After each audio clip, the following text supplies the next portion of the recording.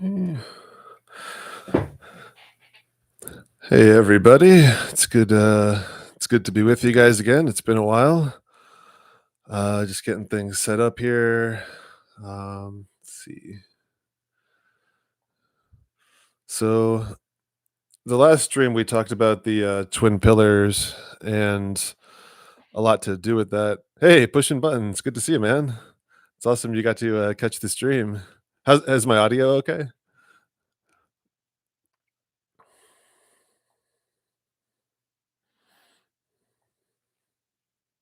Hopefully. Awesome. Uh, I guess I could start by just mentioning the recent big event that happened. I know a lot of people have like covered it, and there's like a whole bunch of different angles to look at and things like that. But one of the things I think that a lot of people don't look at is the world script aspect of it and the name aspect of it. So, one of the things that I stress really highly about solving this world script and the Mandela effect is to look up what all the names mean. So like the name Charlie is short for Charles, of course, and that means free man. And then the name Kirk is actually a really important name. It means church. So it's like, and he was also wearing the black and white shirt that said freedom. So it's actually a pretty ominous, message because it's like the church of the free man, being destroyed or killed. It also happened in Utah and Utah Valley, and Utah basically means like the top of the mountain, and then the valley at the top of the mountain, that's like the split mountain, like the center of Mount Meru, which is basically where like the Garden of Eden either is or will be. So it's a pretty I would say negative message. And also he was his company was called Turning Point, and all these people keep saying this is like a turning point now, and I think it is. What this is probably what's going to give rise to the beast, full on beast system.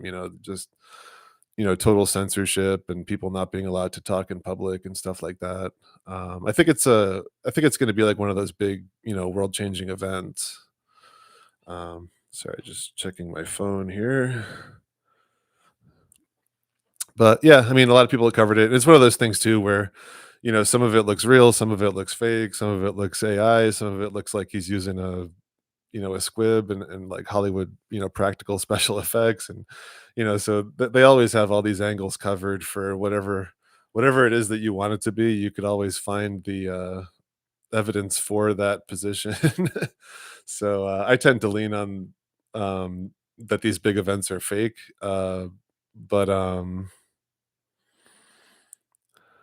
Yeah, you haven't seen it? I saw the video.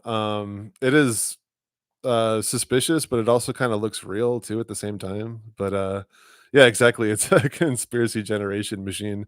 Yeah, so I just try to focus on the world script, like, the message I get from it is that this is a turning point, and we're gonna be heading into, a dark time, at least for some people. I mean, I don't know exactly what's gonna happen, of course, but maybe, some people won't have to be in such a dark time, hopefully. So, getting back into this twin pillar conversation, so I would recommend checking out the previous live stream if anyone watching this hasn't checked it out, because the previous one, this one, and the next one is all going to be building on this twin pillar concept. So here we have like the three pillars essentially, and like this would be like the central North Pole mountain, and the pyramid, the tower, all these things are symbolic of the same thing basically. And then what happens is these two pillars get destroyed or merged together, like we saw on the event that happened yesterday, but in 2001, that we're all never supposed to forget, but I'm not even allowed to really talk about because they put like some kind of delay on my stream anytime I even mention it. um so here we see the right pillar is the spiritual pillar, and the left pillar is the physical pillar. And the right pillar is also the moon, spiritual, and the sun is like the physical. Um, and they essentially merge together. And when we see this merging, it culminates, of course, in the eclipse, which I'm going to be focusing on next stream. But the first thing that we see is this Vesica Pisces. when they're in the process of merging, essentially.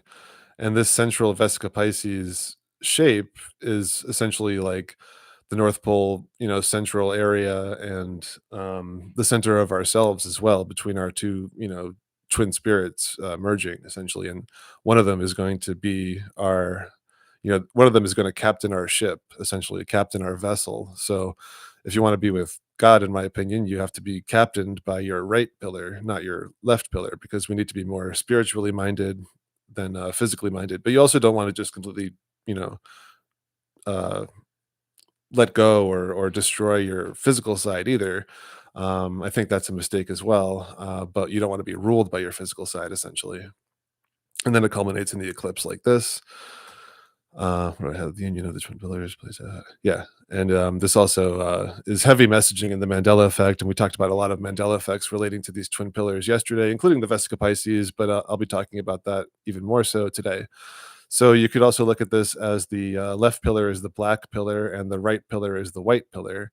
So when they merge at this central Vesica Pisces area, you have this, black and white pattern. This is kind of like the Twin Peaks floor, if you're familiar with that, but it could also be like the checkerboard, chessboard pattern that we usually see. But it's the same symbolism.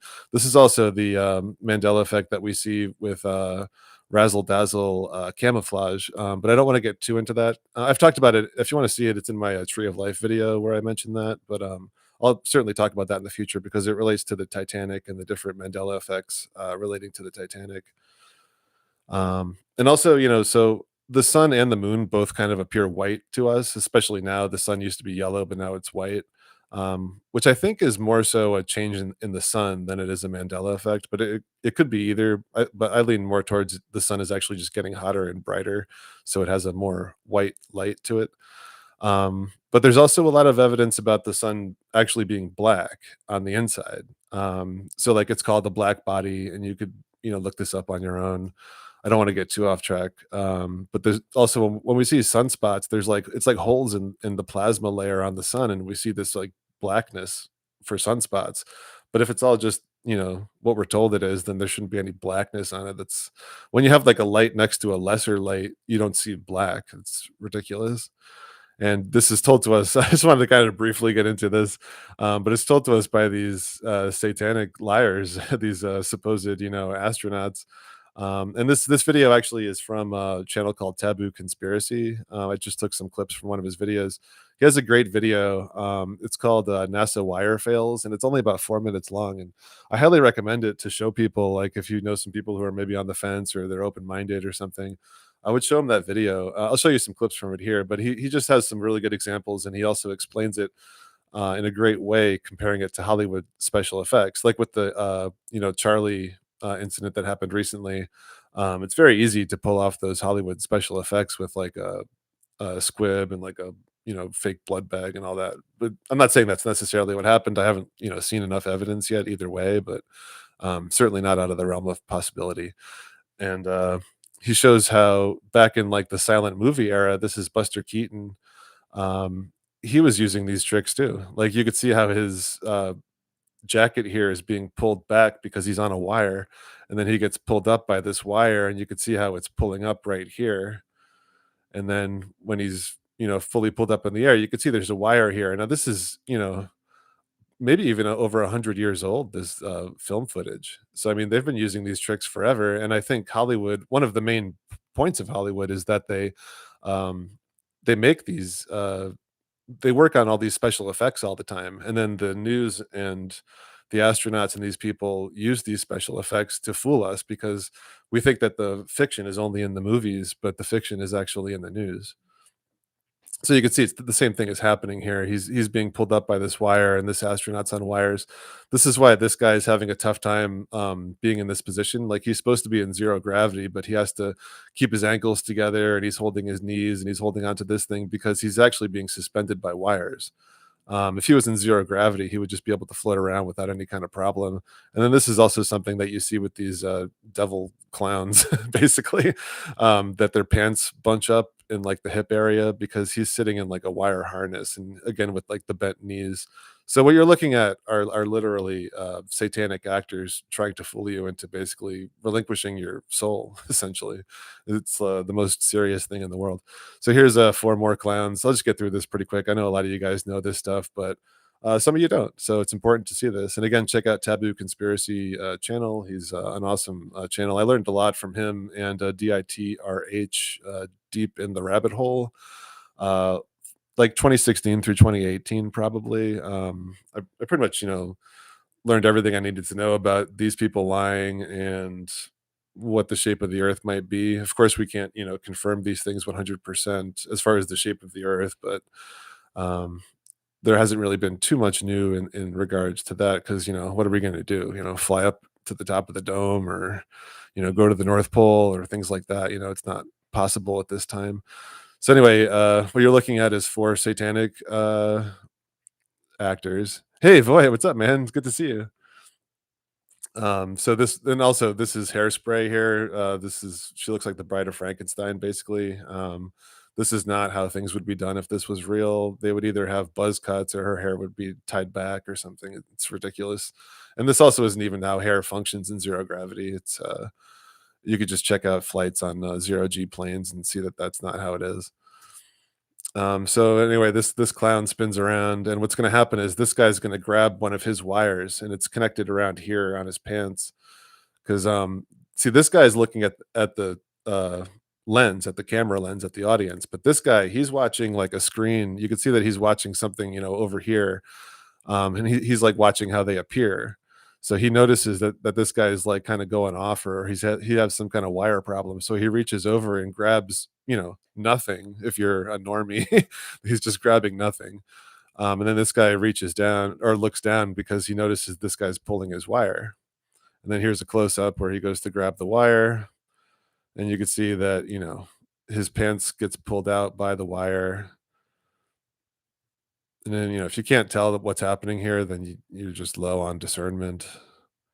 These people are all satanic actors on wires, puppets on strings. And here's two more. I won't do this to death, but this is just such a ridiculous example. So here's two more satanic clowns, always laughing and smiling and waving at the cameras because they're putting magic spells on you. They want you to be happy. They want you to be proud of America or the country that they're representing at the ISS. So now this idiot, she's you know, hovering over on her wires, and she's got like this remote control thing on a wire, and this uh cord that she's holding gets snagged on her wire. So you'll see right here, it's snagged on nothing. So right here is an invisible wire that we can't see, and this cord is just snagged on this wire, and he's noticing it, but he keeps his big stupid smile going, and she's trying to nonchalantly, get her cord unattached from her wire, and he's, big smiles, everyone just look at the smiles, and then she gets it unattached. These are supposed to be people in zero G where everything's just floating around freely, but no, it gets snagged. They constantly have issues with their wires. So just showing you that, these are the people lying to us about all the space stuff. So the sun point being, the sun and the moon aren't what they're telling us. Do I know exactly what the sun and the moon are? No, I don't think anyone normal does. And there are people who probably do know what they are, but they're certainly not in the public. So here, getting back to the three pillars, you can put the colors, basically the rainbow colors on the pillars like this. So you have red on the left, green on the right, and then the central pillar is like the Columbia colors, the yellow, blue, and white. And this would be like the Christ color, the light cyan blue, and on the right of God. So like Christ is the path from the right pillar to God up at the top, and white would be at the top, not blue. So it would be like this also. You have to kind of visualize it for yourself in like a three-dimensional space, basically. But the colors essentially spiral up around the central pillar, kind of like a Christmas tree, which is also one of the symbols of this, world scripting. And you have white at the top and then black at the bottom, because black is the absence of color when it comes to light. And we're talking about, spiritual light. But let's just focus on the Vesica Pisces symbol here, the black and white in the middle. And this is also the Jesus, fish symbol. So these are taken from some of my previous videos. I think if you want to check out more information on this stuff, my Cocoon video, it's one of my favorite videos. So if you haven't seen it, definitely check it out. It's called like Cocoons, Pods, and something else. And I think that's what this is from. And there's also one too where I start off with the Lost scene about the cocoon, the Lost TV show, and that one's called something. I think it's like sorrow and joy or something like that. But it's one of my earlier videos. Um, it's got the word sorrow in it for sure. Because there's a lot of messages about sorrow and God feeling sorry that we have to go through this. But right now we're in a cocoon where we're basically being tortured and traumatized. But the spiritually strong people are evolving in a positive way from it, like how a butterfly, like essentially a caterpillar is destroyed in the cocoon, um, but it emerges as a creature that can fly. So uh the spiritual messages, they're not just in like quotes and lyrics like are the most obvious ones, they're in everything. So this definitely used to be double bubble with just the word double, but now it's spelled double almost like the word bubble. And of course the colors are significant too. You have like the blue and white crown and all that. And this double bubble, this is the Vesica Pisces symbol. And interestingly enough too, I put this Superman clip. This is Lex Luthor, who's the LL, which would be like the Antichrist, of course. And John is asking, what about on television news? Well, yeah, I mean, I think that the key is to ignore as much of television news as possible, as long as I think it's important to decode it to a degree, but that's not what my channel is really going to be focusing on. I did talk about it briefly at the beginning.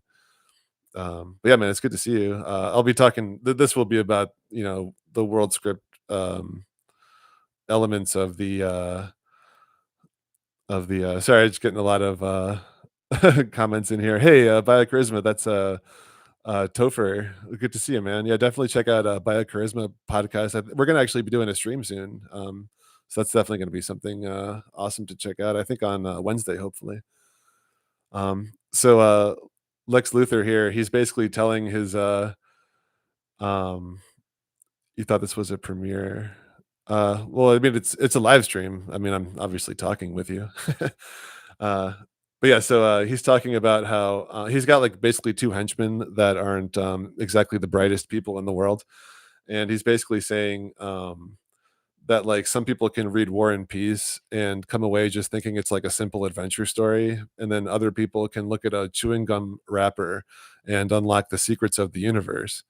And literally, like the Superman movie is a huge movie. I mean, God is obviously aware of everything, but he's aware that, this is a major influence in our pop culture and in our minds and everything and on the world script. This is the first Superman movie, and he's got this quote. And then here we have literally the secrets or one of the secrets of the universe being revealed to us on a piece of gum wrapper. So, pretty interesting connection there. So then this is like a normie. She does have like the X in a circle of symbolism, interestingly, but it's because she works for Lex Luthor. This is like North Pole symbolism. But she's like, what does chewing gum have to do with the secrets of the universe? And then Lex realizes that he's talking to a normie, and he's like, oh yeah, right, let me just get back to work and stop talking to you guys because it's a waste of time. So here we have the Chanel logo, which is the Vesica Pisces, and the name Chanel actually means a water pipe or a canal. So the left pillar is the fire pillar. Hey, mass production love, good to see you. It's good to see everyone in chat too. Sorry, I think I missed a couple of messages there, but it is difficult to do the presentation and check out the chat. So sorry about that if I missed some stuff. Um, but so you have the fire on the left, the ice on the right. These are the twin pillars, and in the center you have the water. So this is why, and also like Jesus walks above the water. He goes above this, and the abyss is when you sink down below into the water, or through, beyond the water into the bottomless pit essentially. Um, and let's see, double bubble appears on the, and of course this symbol appears all over the world stage. And this is also why water is a big thing. It's like the waterfall. You'll often see waterfalls at North Pole islands, or like North Pole symbolism, also with waterfalls.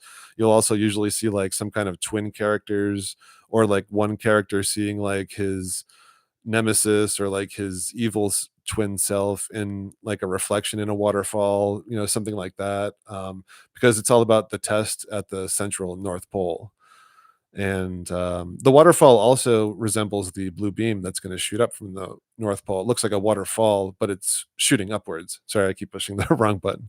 So this is the Barbie movie. She has a Chanel bag, which of course fits in with the whole theme of Barbie. But the reason that she has this bag on a symbolic sense is because this movie is all about the merging of the masculine and feminine worlds, and it's actually about a masculine takeover, and then she has to basically smooth things out and kind of centralize things and bring feminine control back. I think that's how it ends. It was a while since I saw that, but she definitely has to combat like the masculine takeover, which is what we're experiencing in the world right now.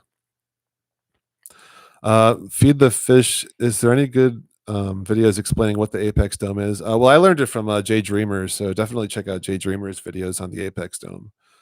Um, so here we have Back to the Future. These movies are, of course, all about worlds merging. So here we have the binoculars. Binoculars are often used in these world script movies to convey this Vesica Pisces world merging symbolism. So here we have, George, his father dancing. Dancing is another huge thing that we'll get into in the future. It's basically like fighting and two worlds merging. Okay, and this is Neptune, of course. Neptune comes up a lot in these. All right, so let's see. Yeah, let's take it easy in the chat there. Try not to use too many words that'll get the video flagged, please. So here's Vesica Pisces, if you want to look it up. Now, this is a Mandela effect for me. I'm not like 100% on it, but I always saw Pisces spelled with an E, not an I. So I definitely think this is a Mandela effect. And we'll get into what this could possibly mean in the future when we talk more about the letters. Although I do have some interesting stuff coming up on that. Probably way too much stuff, but I'll try to get through this a little faster. So the Vesica Pisces, and also, of course, look this up on your own. It's also known as the Mandorla. So, what does this word remind you of? To me, it's like the Mandela effect, and it's also like the mandala. So I don't think it's a coincidence that all these words are the same or very similar, I should say. And it's also got the word door in it. Um, so, of course, there's a lot to look at here. I don't want to get too into it, to be honest, because there's a lot coming up in this presentation. And then we have the mandalas. So you have this Lotus mandala. The lotus is associated with these mandalas because it has a lot of meaning, but it also it blooms in a squared circle essentially. Um, Let me see what there's someone in the chat who's got some kind of issue. Let's see. Why would those who created this matrix show you how to escape it? This is blah blah blah. This doesn't. Well, I think both sides want us to do what we're doing, because this is how Christ comes back to the world, and this is also how the Antichrist takes over the world. We're basically firing up the blue beam, and when that blue beam goes off, that will essentially be the last day. And after that, there won't be any time to, change whichever side that you're on. Well, there's always a Christ figure. Well, the Christ figure is a huge part of the world scripting. That's the Yeah, I don't know, man. We might be on different pages, and that's all right. But try to keep it calm in the chat, please. You don't have to believe anything, man. I'm not here to convince you of anything. I'm just here to show you guys a lot of things that I was, obviously you probably won't believe this, but I'm on a mission from God to send you these messages. I was given many, many downloads of information, and that's what I'm doing. And you don't have to believe it. That's totally fine. In fact, most people in the world, I imagine, won't believe it. But there are a lot of people who need and want to hear this information. So going back to the Lotus, I'm here to challenge your beliefs, dude. Yeah, but I'm also doing a live stream. It would be better if you did it in the comments because I have a lot to cover here. I don't mind being challenged at all, but I do also have to get through all this information. So let's get back here. So yeah, the Lotus Mandela, you can look this up. Also, one of my first videos, it's like the real name of the Mandela effect. There's a lot of information about this there. And of course, the Lotus, this appears in iPet Goat 2 and a bunch of other things. So it's a major symbol of the world script. Essentially, the lotus flower, the seeds embed in the soil underwater, and then the stem grows up. This is similar to the blue beam also, and then it pierces the top of the water, and then it blooms above the water. So you could see how the lotus is very symbolic of exactly what we're talking about here. And here's the scene from My Pick Goat 2. In my opinion, this is like the twin pillars or twin eyes, essentially, like the apple of the eye. And then in the middle, we have the third eye blooming, and this is like the lotus flower. And this is what the Obama character is worried about because he's not for people, evolving, essentially, spiritually evolving. He wants as many people, to go to the Antichrist as possible. So here we have the movie Cocoon. This is a big Mandela effect. This is 100% for me. So this, in my opinion, is God relating the cocoon to the Vesica Pisces, because we're essentially inside this cocoon right now, and this is how we're either spiritually evolving or spiritually devolving. And interestingly enough, too, it's this tagline: "It's everything you've dreamed of and nothing you expect." So I imagine that once the blue beam does shoot up and the world changes into a much more, magical place and all that, God's always going to exceed our expectations. We have ideas of what the world's going to be like, but it's probably going to be something we haven't even imagined. And here also you have the dome, you have the water mirror, the inverted dome. You have the blue beam charging here in the center and going up through the center of the dome. And then you also have the P and the X, which is the Chiro hero symbol for Jesus. And so this is essentially the blue beam shooting up through the dome. Um, So here we have that scene in Lost I was talking about. So Charlie, interestingly enough, he was is a drug addict, and he's talking to the character Locke, and he basically gave Locke his drugs so that he isn't tempted to have them. But they set up this situation where he has to ask Locke 3 times for the drugs, and then Locke will give him back. So this is kind of like a spiritual evolution for the Charlie character. And here's Locke. So Locke is like, this is the second time you asked me for the drugs. So he's like, I want to show you something. So he walks over to this tree with Charlie, and he shows him this moth cocoon. And Charlie's like, what does this cocoon have to do with what I'm talking about here? And Locke is like, well, and he's basically like the God figure in this scene. So he's like, I could just open up this cocoon here a little bit with my knife, and then the moth would have an easier time getting out of the cocoon, and it wouldn't have to struggle so much and go through all this torture. But when the moth came out of the cocoon, it wouldn't be strong enough to survive at that point, and it would just die.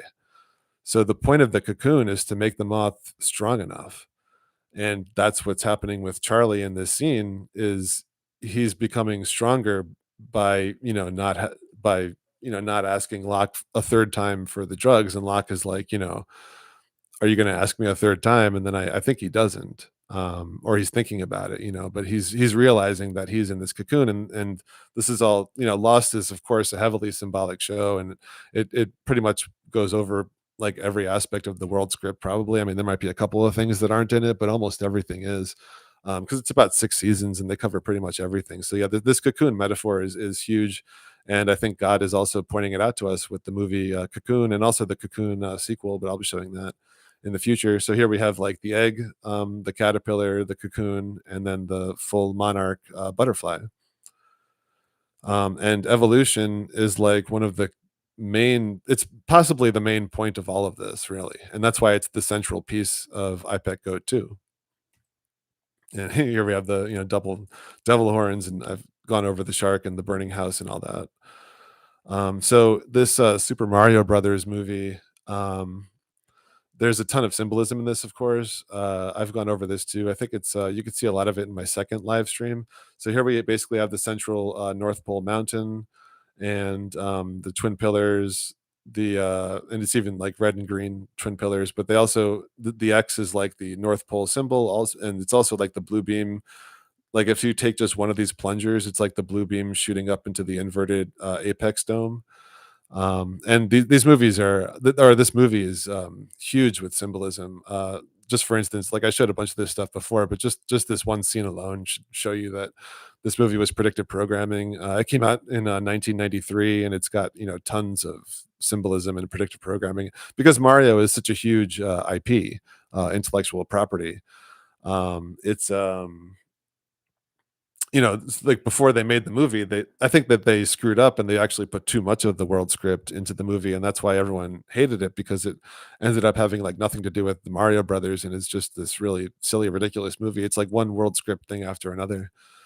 So here is the obvious Trump character. He's the main villain, basically playing the role of the devil or the antichrist on the world stage. And then here I talked about this too, but this throne symbolism is big. Whenever there's like a third eye scene going on, there's usually a throne involved or like some kind of chair because that's the seat in our temple where either Christ sits or where the antichrist sits.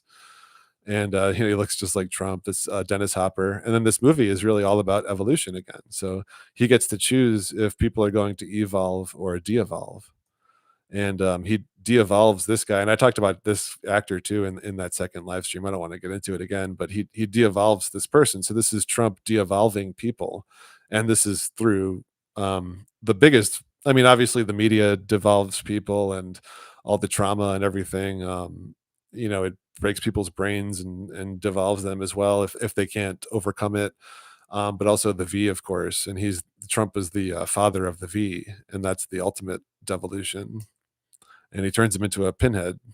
This looks nothing like a Goomba like from the video games, but it is like a pinhead, and they're also become soldiers in Koopa's army of the dead, basically. So here we have the Mario Brothers, and this is like the eclipse and yin yang symbol. The eclipse, whenever you see like a ring of fire around this type of thing, so this is all like central pillar eclipse symbolism here, and Trump talking to Pinhead. All right, so going back to this butterfly symbolism. Um, so here we have Nightmare on Elm Street. This is, of course, a huge world script series of movies, but especially the first one, and it also has a ton of Mandela effects related to it. I've talked about some of that before, and Hazel Fiverr channel has a really awesome playlist on the Nightmare on Elm Street Mandela effects if you want to check those out. So this is another cover. So this is like her head is the dome, and then the kraken fingers coming over it. So this is like the same symbolism we see. Also the hair going all over. This is like the kraken tentacles basically. And I think this is like the European cover for it. But again, you got the dome and then the kraken finger tentacles coming out over it. But so this is the main character. I'm forgetting her. Oh, Nancy. So she goes to grab some pills to stay awake, and when she opens this, they show you this butterfly, but it's also got like the higher chakra colors to it. And that's not a coincidence. And same with her towels here. These are like the higher chakra colors because she's the only character in the movie who actually really cares about the truth and who's trying to fight the evil that's going on. So she grabs these pills from the cabinet, and they're to stay awake because she's going to be staying spiritually awake. It's symbolic of being spiritually awake. And then the very next scene they show is the blue door. This used to be a red door, but God changed it, in my opinion, to a blue door, which is a positive change. It's like having a blue door out of the Nightmare on Elm Street. And I'll show you too in the future how Elm Street is essentially the representative of the right pillar, um, but there's also like an inversion and flipping of worlds and things going on, which is why there's a Nightmare on Elm Street now. It's no longer like the happy, family street in suburbia, symbolically.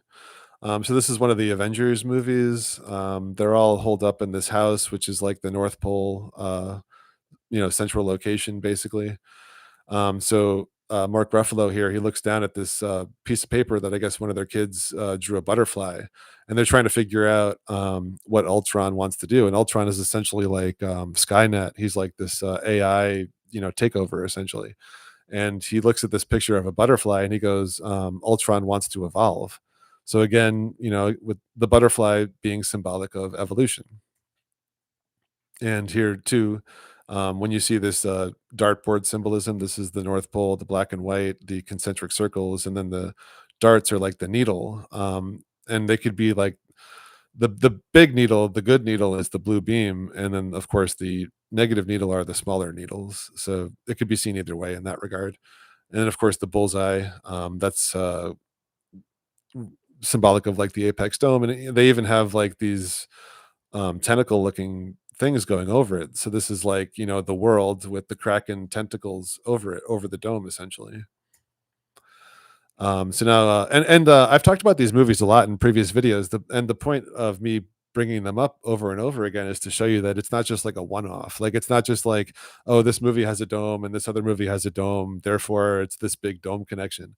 It's that this movie has a dome and this movie has a dome, but then this movie also has all this body snatcher stuff and all this, um, North Pole mountain symbolism and all this needle symbolism. And then this other movie also just happens to have all this North Pole mountain symbolism and all this needle symbolism and all this, people saying I can't breathe and people saying there's a storm coming. So it's that there's, at least 10 world script elements in each one of these movies that I talk about. And that's why they keep coming up over and over again. It's because they're world script media, as I call it. And the people who are, or whoever's writing these films knows the world script, whether it's people who have just been taught the world script or it's fallen angels or it's literally just the devil writing these movies. I can't tell. No one really knows, of course, but it's like that movie, Under the Silver Lake, where they have like the devil piano player and he writes all the music. Like there's something like that going on. It could just be normal people being influenced in some way.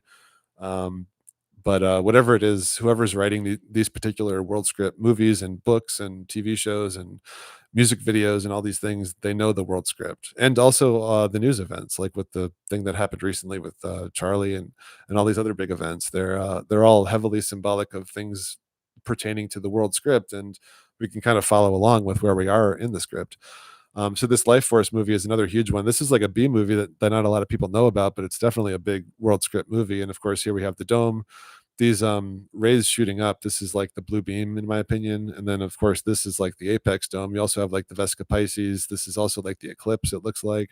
And then these hairs coming off. This is like the kraken tentacles again. So this woman in Life Force, she's basically an imposter. She was taken over by the alien body snatcher, essentially. And when they go into her apartment, here again is the butterfly symbolism because she has, you know, evolved, but in a negative way, you could say. And they're questioning her, and then again here, these are like two cops, I think, that are questioning her because they're trying to find this alien body snatching entity. And here again with the mirror symbolism with this body snatching, and then again also, I mean, this is like the dome, and then this is like the kraken tentacles again. Like they make these sets and these shots with a lot of care. It's not just all haphazard. And the people who made Life Force, at least some of them, know the world script for sure. Because here's another scene just to show you, like, it's not just the butterfly symbolism or the dome or the tentacles or the mirror. It's a giant blue beam that shoots up in the center of a cathedral. And here's the outside. It's like literally a dome cathedral with a giant plasma blue beam shooting up out of it. And this plasma blue beam comes from this, it's a little bit of an inversion, but it's from this body snatching alien. But the actress they even chose to play her, I don't think I have a picture of her here, but her name is Matilda May. So that's the MM, which is like Mount Meru. Whenever you see this MM symbolism, it's for Mount Meru, the central mountain. So I think that's partly why she was cast in the role. And then here, from the inside, this is a guy yelling, and they're down in this pit with the blue beam shooting up, and it shoots up into like the apex dome. And here from the outside, you see the blue beam shooting up, and these are essentially like the Bible says, where there's angels ascending and descending on Christ, because the blue beam is basically Jesus Christ's life force, like the name of the movie. And these like plasma balls, I think, are like how angels, can appear. Of course, Jesus and angels, it seems like they can appear as humans too, but they're obviously not just humans. There's more to them, and I think that one of their manifestations is this plasma. So, of course, Tron is a huge one. This is also a Mandela affected logo. Definitely did not look like this. The T wasn't like split like this, and it wasn't connected into the R. Let's see if I can. And the O is probably the same, but the N, I don't remember it being like this either. It's almost like up and down arrows. And of course, this is the main poster for the movie. So you have the male and female union right at the center of the concentric circles, and then the blue beam shooting up, and this is like the O portal. So in this scene, he rescues. She's like the princess being held in the castle, which we see in so many of these world script stories. Obviously, Mario Brothers is a big one, and there's actually a big Mandela effect with the princess in the Mario video games. But I'll get into that in the future. But she's like the princess that has to be saved, essentially. And then this is like the castle that she was in, and it's kind of like a mushroom, or it's also like a dome, but they shoot up through this glass ceiling, and he's got like it's like a butterfly contraption that he's using to fly her out of there. And then this is the same movie, it's not just the butterfly symbolism. Here's the main characters at the end of the movie going towards this big X, which symbolizes the North Pole, and you could see the startings of the blue beam above it. And this, even from this angle, it even looks like the sword, like the giant sword shooting up, like the sword in the stone is the blue beam essentially. And here they are walking up to the top of the Black Mountain. This is like going to the top of Rupus Nigra. And here you see the blue beam, and who's guarding the gateway is the devil character, Clue. And Clue, he's basically like the shadow of the God character. Because Jeff Bridges is like the God character who created this whole world. And then he created this devil character to basically run the world, but he turns evil. And then here we have the blue beam again, of course. Then the male and female union. She gives him the eclipse portal. There's obviously a lot going on here. I might do like a special just on the Tron movies. But long story short, another massive blue beam symbolism in this movie as well. So Free Guy is like literally the blue beam. They call him the blue shirt guy, and you could tell by the color. This is the color of the blue beam. And then the blue and white and yellow coloring is like the Columbia colors. And he's got like his coffee in one hand and the fishbowl in the other hand, and here you have the white and blue Columbia colors for the title and all that. And again, free. We saw this come up with the Charlie situation, because the name Charlie means free man, and he was also wearing a white and black freedom shirt. And there's a lot going on with these posters. Again, comparing the blue beam to Superman. So, and at the end of the movie, he has to take a leap of faith.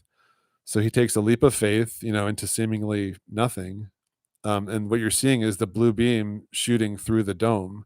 So he goes through this, you know, prison-like barrier, dome that's around the whole city. So he shoots through it, like the blue beam goes through it. And then when he goes through it, he winds up in paradise. And then what's in paradise, he's got like butterflies landing on him, and there's butterflies flying all over because he's evolved. And now he's on the paradise island. And again, we see the waterfalls, the hexagons. There was a bunch of hexagons too in the Tron thing. I mean, I don't want to get like too off track. I want to stay as much on the Vesica Pisces and the Cocoon evolution as I can for this video. But obviously, all these ideas interconnect. So here he's walking on the. Okay, so yeah, I just wanted to show this too. So here's like the hexagon dome they also show. And this is like the God character. So he's like the Jeff Bridges character in Tron. He basically made the video game world that Free Guy is in, or he made the world that Free Guy is in. And he's really happy in this scene. And of course, you could see the eclipse symbolism here, because Free Guy was able to burst through the barrier and get to paradise, basically.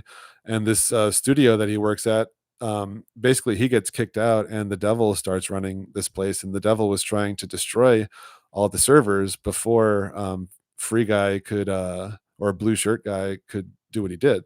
And also the name of this place is Tsunami, but it's like the wave, but it's also like the word soon. And this movie, it just came out like 5 years ago or something, because they're saying soon. So here we have the sword and the stone. Let's see. This is a big Mandela effect, of course. It's now an anvil instead of a sword, or instead of a stone. I've talked about that too in the past. It looks like these letters too are merged together as well. And so inside of Merlin's room, and the room is symbolic of our third eye space, essentially. He's got these higher chakra color butterflies. Now, of course, you got the skull, and these butterflies are dead, but we're basically in the world of the dead right now. and this is happening prior to King Arthur pulling the sword from the stone. That's why the North Pole Mountain is often shown as like Skull Mountain, because we're in like when Jesus isn't on Earth, we're in the world of the dead. And when he returns, that's when we get this eternal life force that makes things immortal, and there's no longer death and decay and disease and all that. But right now, we're still in the world of the dead, basically, and that's why the word cemetery has changed, and there's a bunch of other changes too that involve. And I'll actually show you one too. The movie Ghost World, that changed, but I'll show you that coming up here. So Silence of the Lambs. This is, of course, is all about this butterfly moth, evolution. And this movie's huge world script. It's actually a really incredible movie if you watch it with all this stuff in mind. And I think it had the word "the" added to it. A lot of people, including myself, just remember it being called Silence of the Lambs, but now it's the Silence of the Lambs.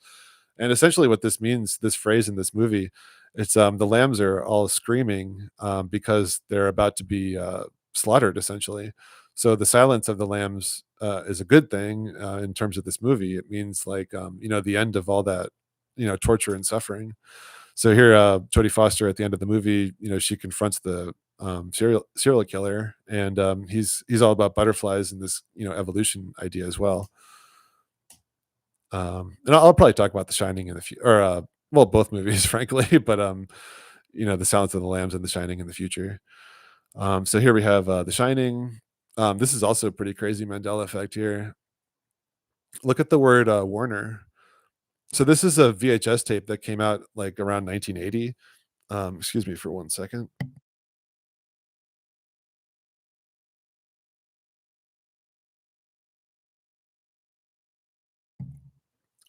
So like there's literally zero chance that Warner Brothers would write their name this way with the W and the A merged into each other. And also the gaps in the A and the two R's. There's just no chance. So yeah, that's 100% Mandela effect as far as I'm concerned.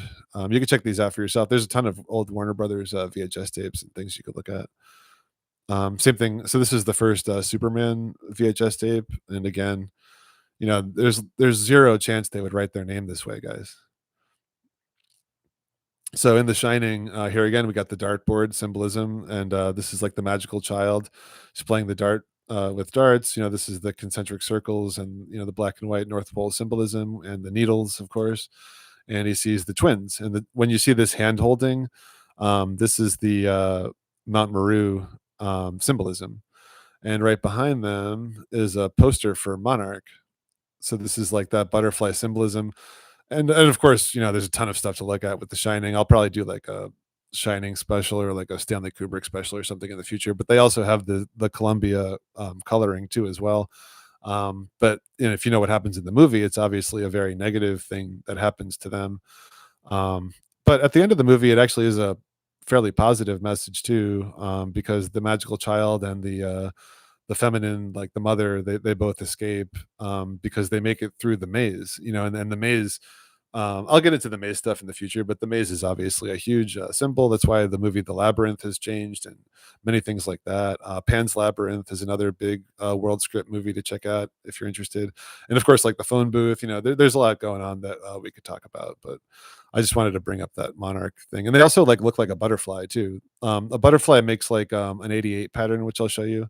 Which is also like 88 is kind of like the number of evolution in my opinion, but we'll get to that. So the water tower is basically the central tower. Like I said, the water is the central pillar, like the Vesica Pisces area in the center, and then at the top is the water tower. So this is why water towers are constantly used in these world script pieces of media. So under the dome is a huge piece of world script media. um, it's by Stephen King, and a lot of Stephen King just comes up a lot. He's kind of like Steven Spielberg. They're probably the two biggest world scripters in my opinion.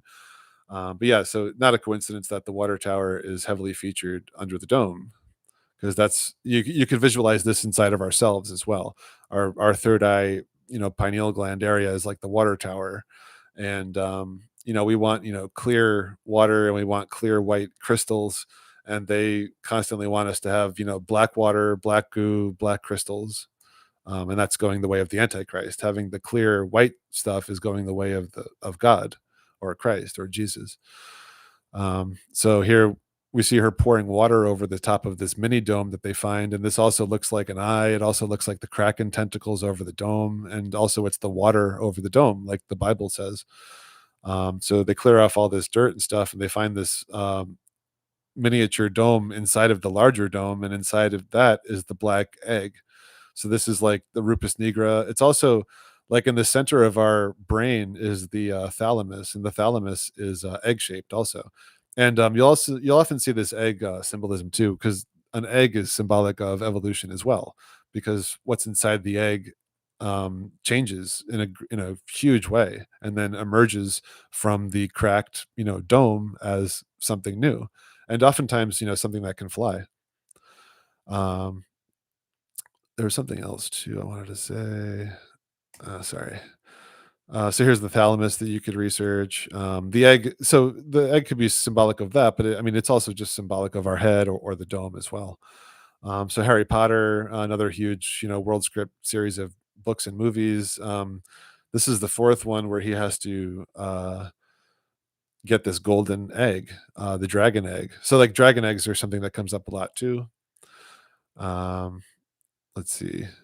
Then here we have Harry being supported by the twins. He's holding the egg here. And when he opens the egg, so this is like the dome opening, it makes this extremely loud sound, and all the people have to cover their ears. And this is what's going to happen when our dome opens. There's going to be like a loud, deafening sound, like literally like the world cracking open. So that's what this is symbolic of.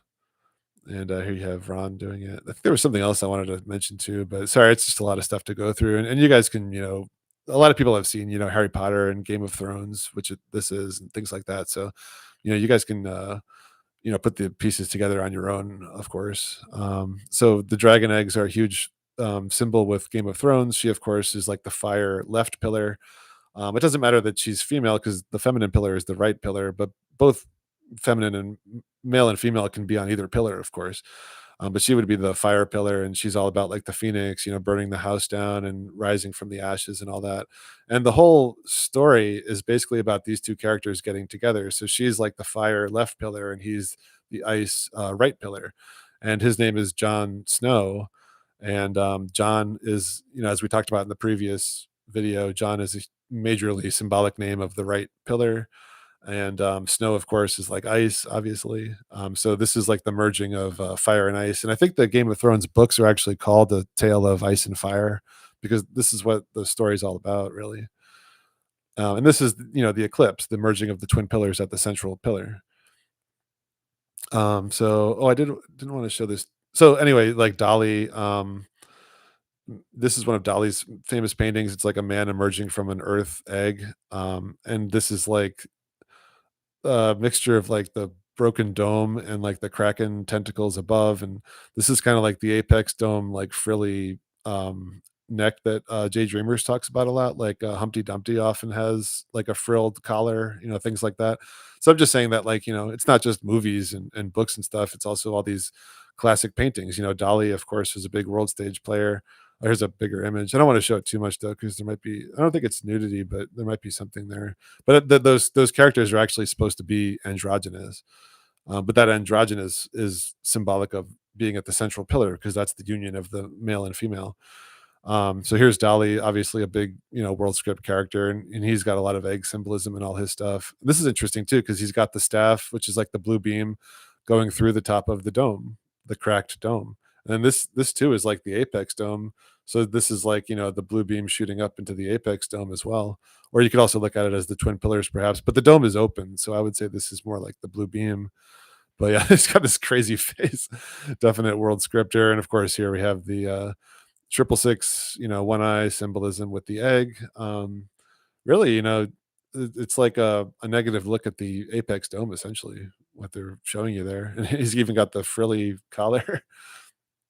So this is like the Humpty Dumpty from the Alice in Wonderland or Through the Looking Glass books, which are of course huge world script symbolism. So this is basically the dome cracking, essentially. You could also look at it as the apex dome breaking open.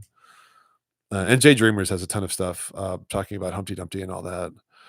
It's actually where I learned it. But I just want to reinforce all this egg, dome, cocoon symbolism.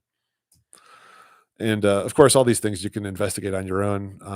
It would just be too much to talk about here. So going back to this under the dome, let's see. Okay, so um, what all of a sudden inside of this dome, there's a caterpillar.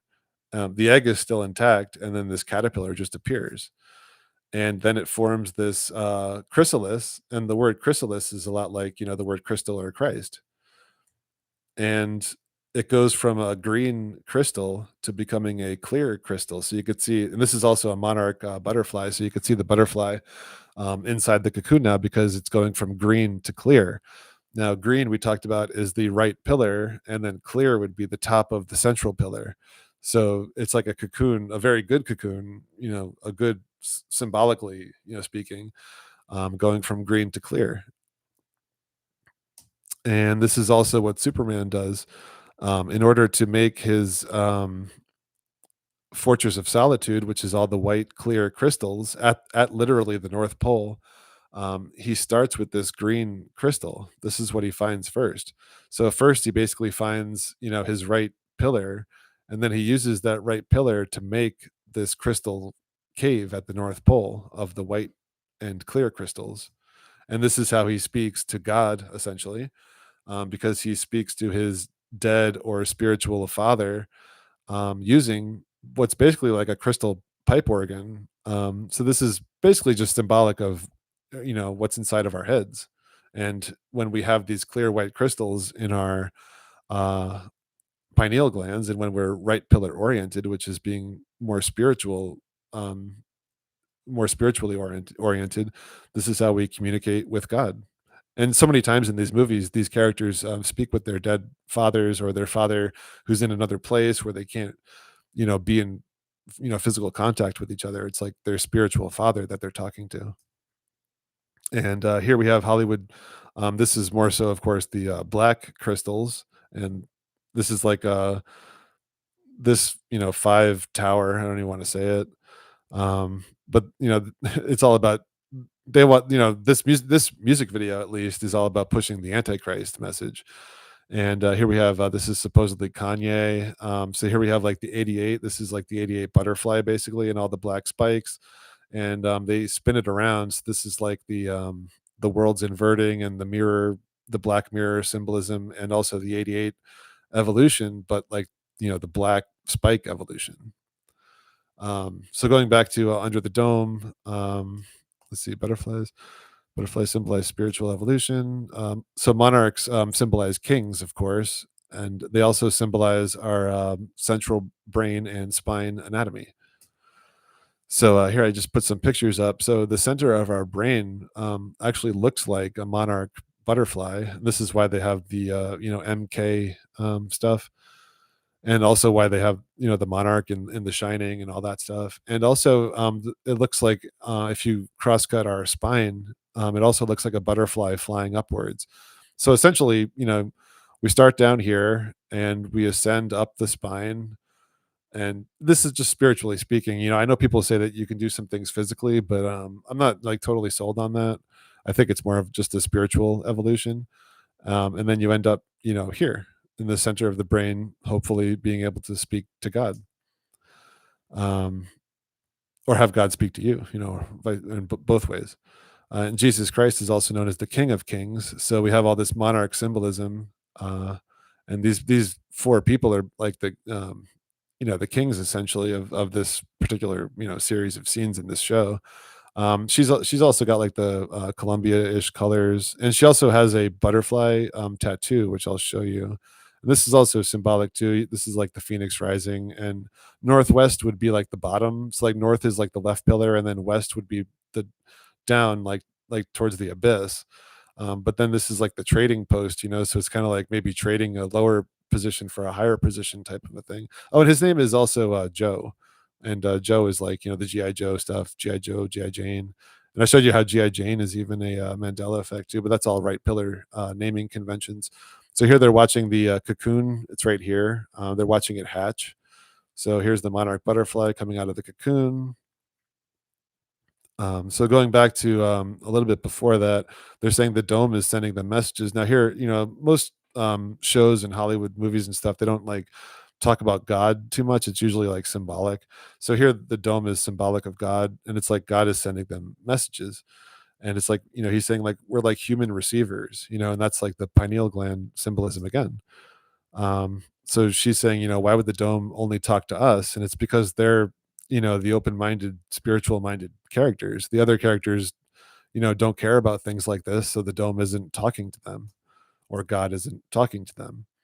But God is talking to these two because they, care. And then when he came out to investigate the dome, that's when he sees the monarch butterflies. He says, they're not even in season. They shouldn't be near Chester's Mill. This is all symbolic too. I didn't look up what this means, but it's certainly worth. I looked it up in the past, but not for this video. She's saying maybe the dome sent the butterflies, and then she literally says maybe it's trying to tell us that the dome is just a cocoon. So here we have Stephen King telling us that the dome is a cocoon. And she says, when the dome finally goes away, we'll all be something new. This is what's going to happen, guys. Like, I don't know who Stephen King is, but whatever he is, he knows all this. He knows the world script. And this is another character saying what, the monarch, she got a message too, because she's like one of the more spiritually minded people. And the message she got was the monarch will be crowned. And then this is that other girl with the yellow and blue butterfly tattoo, and she's like a Christ character, and she actually gets killed in the second season.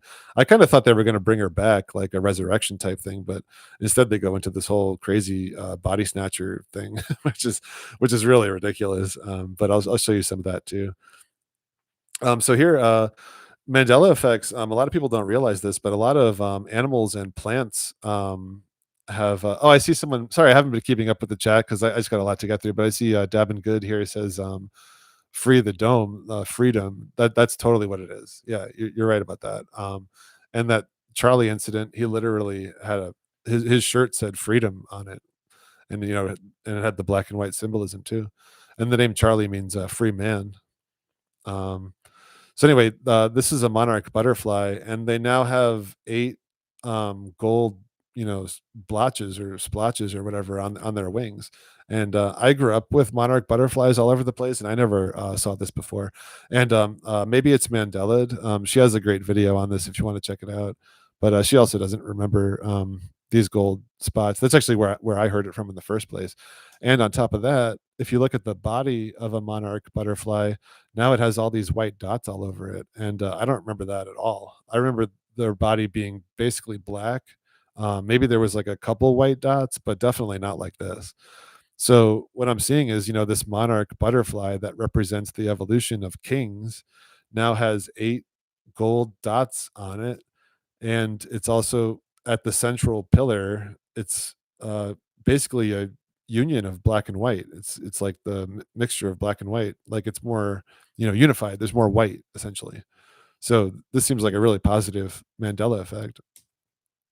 Here's another view. You can check this out on your own. These aren't fake images. You can see monarchs. Just research it on your own. But and also there's lookalike butterflies that look like monarchs. So that's not what I'm talking about. It's definitely the monarch butterfly here that's been changed.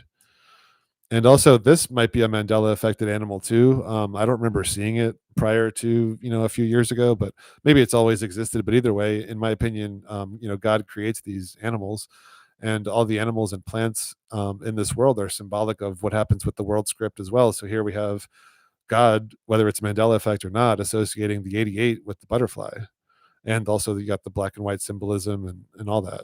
Maybe even like the fly agaric coloring that we were talking about before. But yeah, this is called a Anna's 88 or Kramer's 88 butterfly, if you want to look that up. So this show, Fringe, this is made by the people who made Lost. Hey, Forjax, good to see you. Sorry, I haven't been paying attention to the chat much. But yeah, I appreciate you guys being here. It's good to see you. So if you've seen this show, Fringe, um, when they go to commercial break, they cut to one of these shots. So here they're more separated. And one of the shots is a butterfly because that show has a ton of evolution stuff going on. And it's also got like human bones in the butterfly. So they're relating, the butterfly to humans. And this is like, this should remind you. It reminds me of the I Pet Goat scene. It's like the twin apple halves, basically. Here you have like the six fingered hand. Here, this is like a ram's horn, but it also to me looks like a kraken tentacle and also like a six, downward spiral, basically. And the seahorse is huge too. I'll get into that in the future though, but it's basically symbolic of memory. I learned a lot of this from my friend Andrew Bakanov, who has he's got a lot of great content. I don't think he makes content recently, but definitely check him out. He's got a lot of really interesting connections and things, and I learned a lot about the seahorse and the cornucopia from him. But I'll be getting into that in the future. And there's a lot obviously to look at. I just want to focus on the butterfly stuff for now. And also, interestingly enough, they have these three lights, and these three lights are similar to what we see with the apex dome symbolism. So it's almost like the butterfly, going up towards that apex dome. And we see these three lights in a lot of things, like in it, the clown has like the three lights. In the Matrix, when Neo gets pulled up into the Nebuchadnezzar ship, it's got like the three lights going on because he's basically getting um, pulled up, through the. It's not through a dome, but symbolically, it's like through a dome. But there's a lot going on there. So also here, I guess this is a shot from something with Fringe. It might have been something somebody made, but interestingly enough, they associate this butterfly with the Vesica Pisces again, with the worlds merging. And here's just a quick scene from Fringe where this guy gets attacked by these butterflies who aren't even there. He's basically hallucinating, but their wings are like razor blades, and he's trying to get away from them, and they keep coming at him. And then he goes shooting through the glass. So this is like a negative connotation of the dome breaking. So he's not like the blue beam. He's going to go down, of course. So I forget like if his character is bad or not, but he's definitely not like a good character or like a spiritually evolved character. So he breaks through the dome basically from the butterflies and falls. And we all often see all this falling symbolism, of course, with like the September event and all that.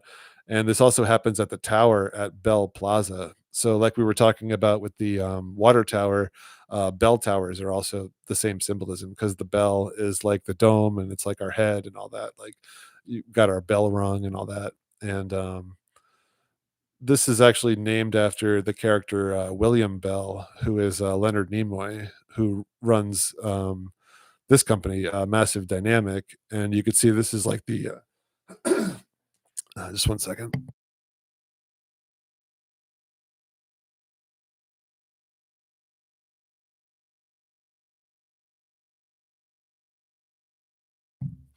But this is like the Mount Meru North Pole symbolism again. And there's even more to look at, but I kind of wanted to get through this. So, Killer Clowns. This is another one of those B movies that not a lot of people are familiar with, but it's got a ton of world script symbolism in it. And I also think that this title is Mandela affected. I think the letters are a little too close, and like the L being under this small O is weird, but for sure the W, N, and S are all like lowered now. Like they used to be up here where this black space is. So this is really weird. It's an interesting one, but it wasn't like this. I have this exact VHS tape actually. So here's another look at the logo, and here you can see that the letters are all kind of on the same par here, but we do have the and the L going under the O, and that's like the L going under the next letter. That's like a telltale Mandela effect. But not really. I do remember this O being bigger, but like this for sure. Like these three letters were not down here like that.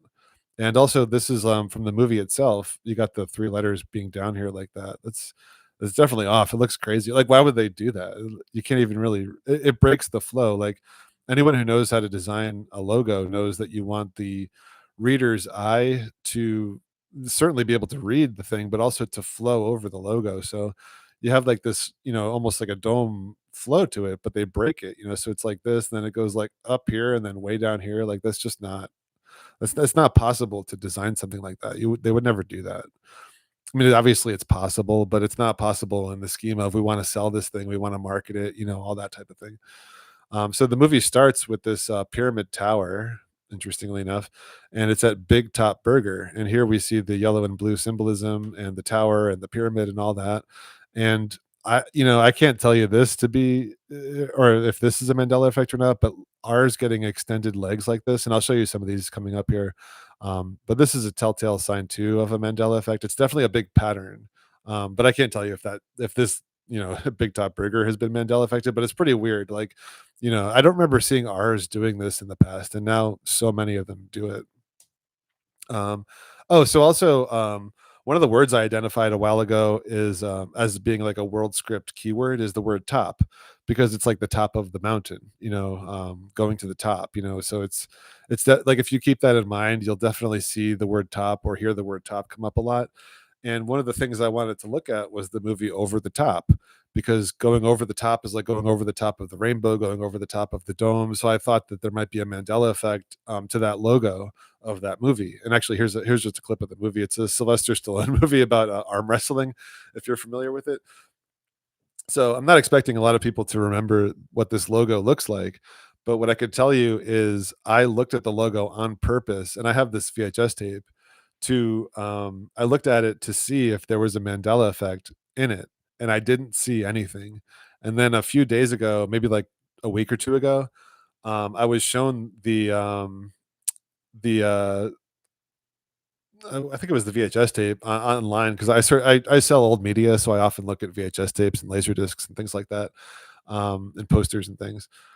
So I saw that this over the top thing came up on my screen, and the logo definitely changed.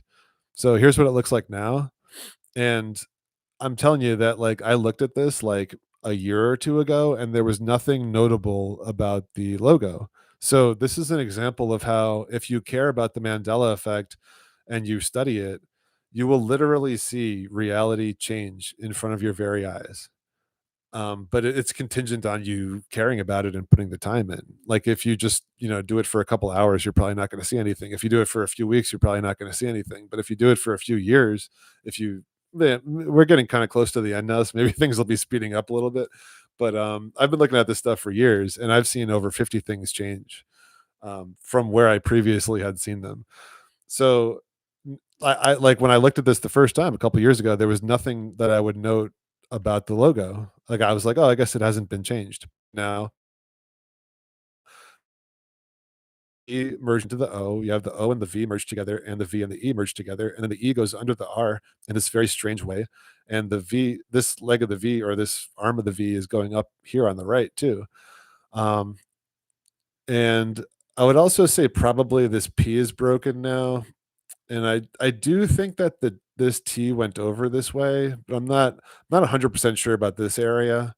But this for sure, this is 100% a change from where because why would I think there was nothing to note when there's obviously so many things to note, So this definitely changed while I was looking at it, and this is something that you can experience too. And once you start seeing like physical reality change in front of your eyes, um, then things get to a new level of seriousness, but also you kind of just get more detached too from this world because it's not real, man. This world is not what we think it is. It's not concrete. Everything's not like, in my opinion, God is doing this and he can just alter whatever he wants.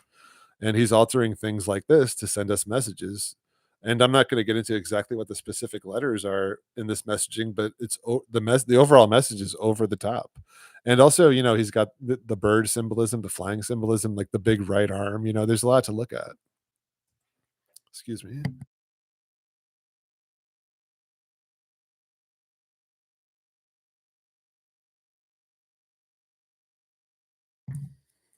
Sorry, my throat's getting a little dry. But yeah, here's another poster of it. So going back to Killer Clowns.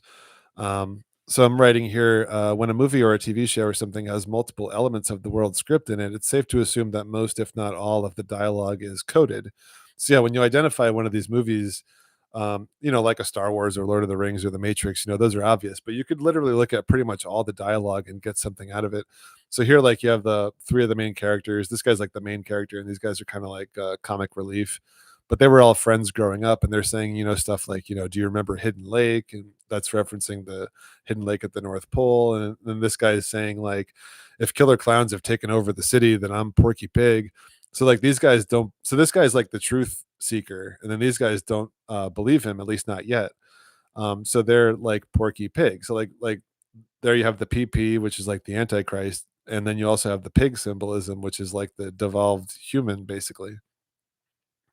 And when they're in this ice cream truck, they come upon this parade basically by these clowns, and so you have alien clowns putting unsuspecting people in cocoon pods for energy storage, and this happens in so many world script stories. I mean, I lost count, to be honest. I'll show you a bunch here. So here they have these pods, just like Body Snatcher, Invasion of the Body Snatcher pods, and see how he's carrying it here. And then in this scene, they're trying to tell this cop who's this cop is a good guy. He's actually a truth seeker too, and he's like the Columbia blue beam, basically.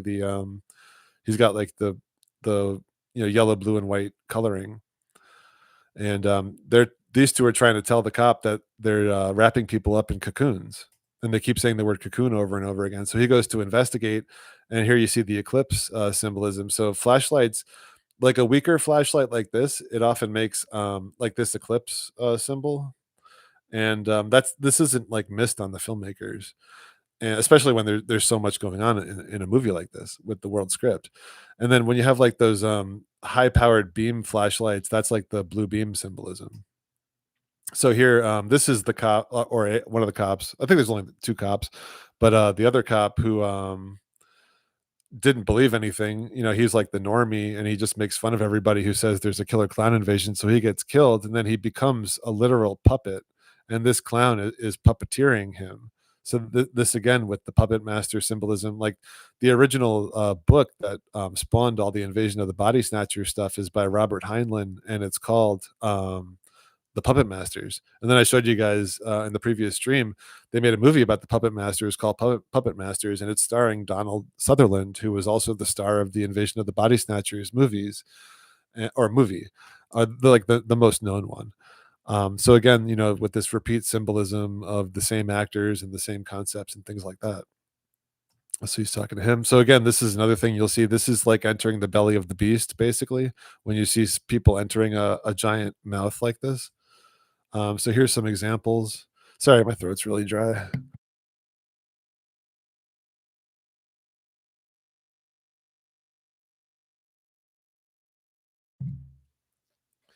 So here, this might be the most famous example, but this silent movie Metropolis by Fritz Lang. So here's all the people entering the belly of the beast. These are all like like the slave workers in the beast system. Here's AI, which was originally designed by Stanley Kubrick, and then Steven Spielberg made the movie after he, allegedly died. Um, but both those guys obviously are huge, world scripters, knowing all this stuff. Candyman's interesting too because it's got a big Mandela effect, at least one. Because now instead of saying Candyman in the mirror three times, you have to say it five times, and it was definitely three times. Five times is ridiculous. And then here on the world stage, so this isn't a movie. This is allegedly real life, where they had this astro world. So again, you got like the space symbolism. You also have the world symbolism. The world is inside us. From there's multiple ways to look at it. Like I've been saying in these live streams, there's three main ways to look at all this world scripting. You have the world stage, which is like all the people, which would be like this predominantly. Then you have the world itself, which would be like the North Pole Mountain and the blue beam and all that and the dome. And then you have within us. So the world is obviously the Earth itself with the dome and all that, but the world is also within us. And then like our twin pillars are like the twin worlds merging, and they're going to become one world. So it's basically like our personalities or our spirits. But anyway, going back to this astro world thing, here you have all the people going to this concert, and they're entering into the belly of the beast. And this even looks like the way they have this, it's like the dome with like the kraken tentacles coming out over the dome, like we see so many times. And then Travis Scott, he was wearing this shirt where he had blue people going through a portal and turning into red people. So this is like the portal to hell, basically. Then a bunch of portal. This is like a big video game series. I don't want to get too into that, but there's a lot of like portal symbolism and equating it with these colors and with the eclipse. and this would be like the fire mountain. This is kind of like the North Pole Mountain, basically. Like it's essentially a volcano, and then you have like all the concentric circles. It's also like a gateway. But interestingly enough, so I was shown this a couple days ago. I've never even heard of this movie, but I just like noticed it while I was scrolling through some old media, and sure enough, this is called Belly of the Beast, and you have the E and the A merged together, and then the S and the T merged together. And this just wouldn't be this way. Now, can I say from my experience or memory that this is a Mandela effect? No, because I never saw this. I've never even heard of this movie prior to a few days ago. But just think of this. It's a movie called Belly of the Beast, and it's got this logo merging. This doesn't make sense to do this. The word belly is all the letters are separate. All these letters are separate.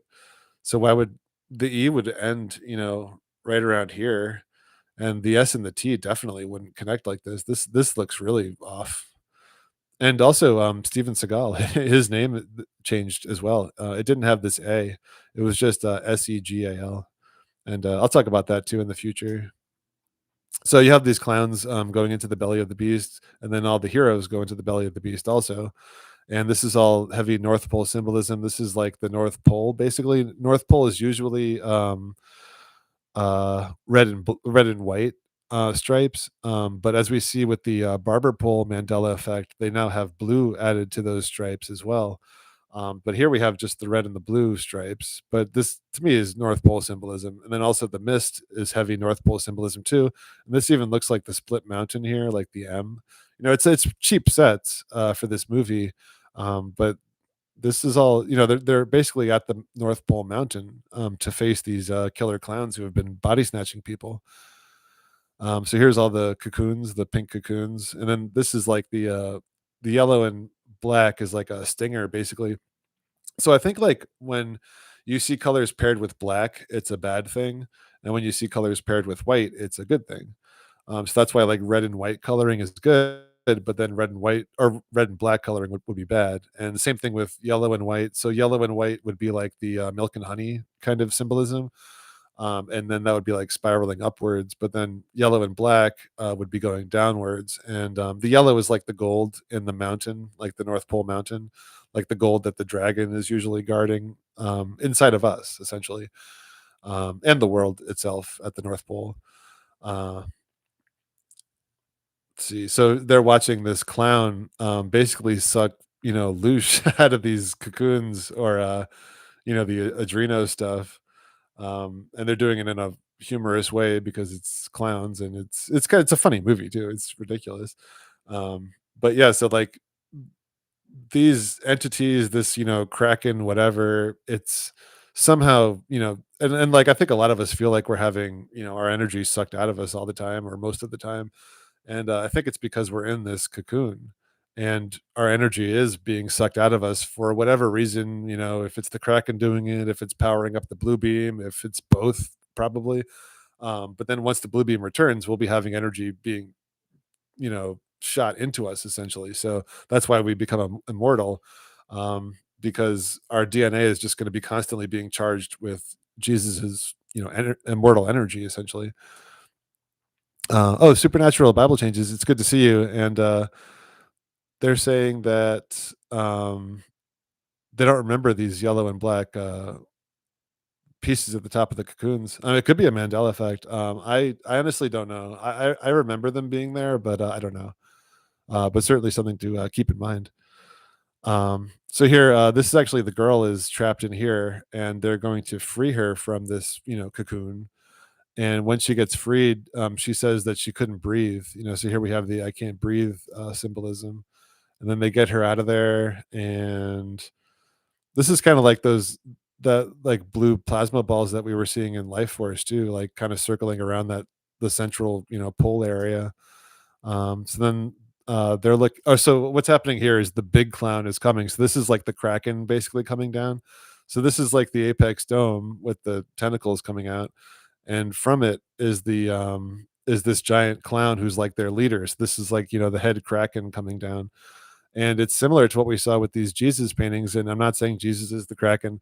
I'm saying it's the opposite. So like these paintings are the ascension of Jesus going up into the apex dome.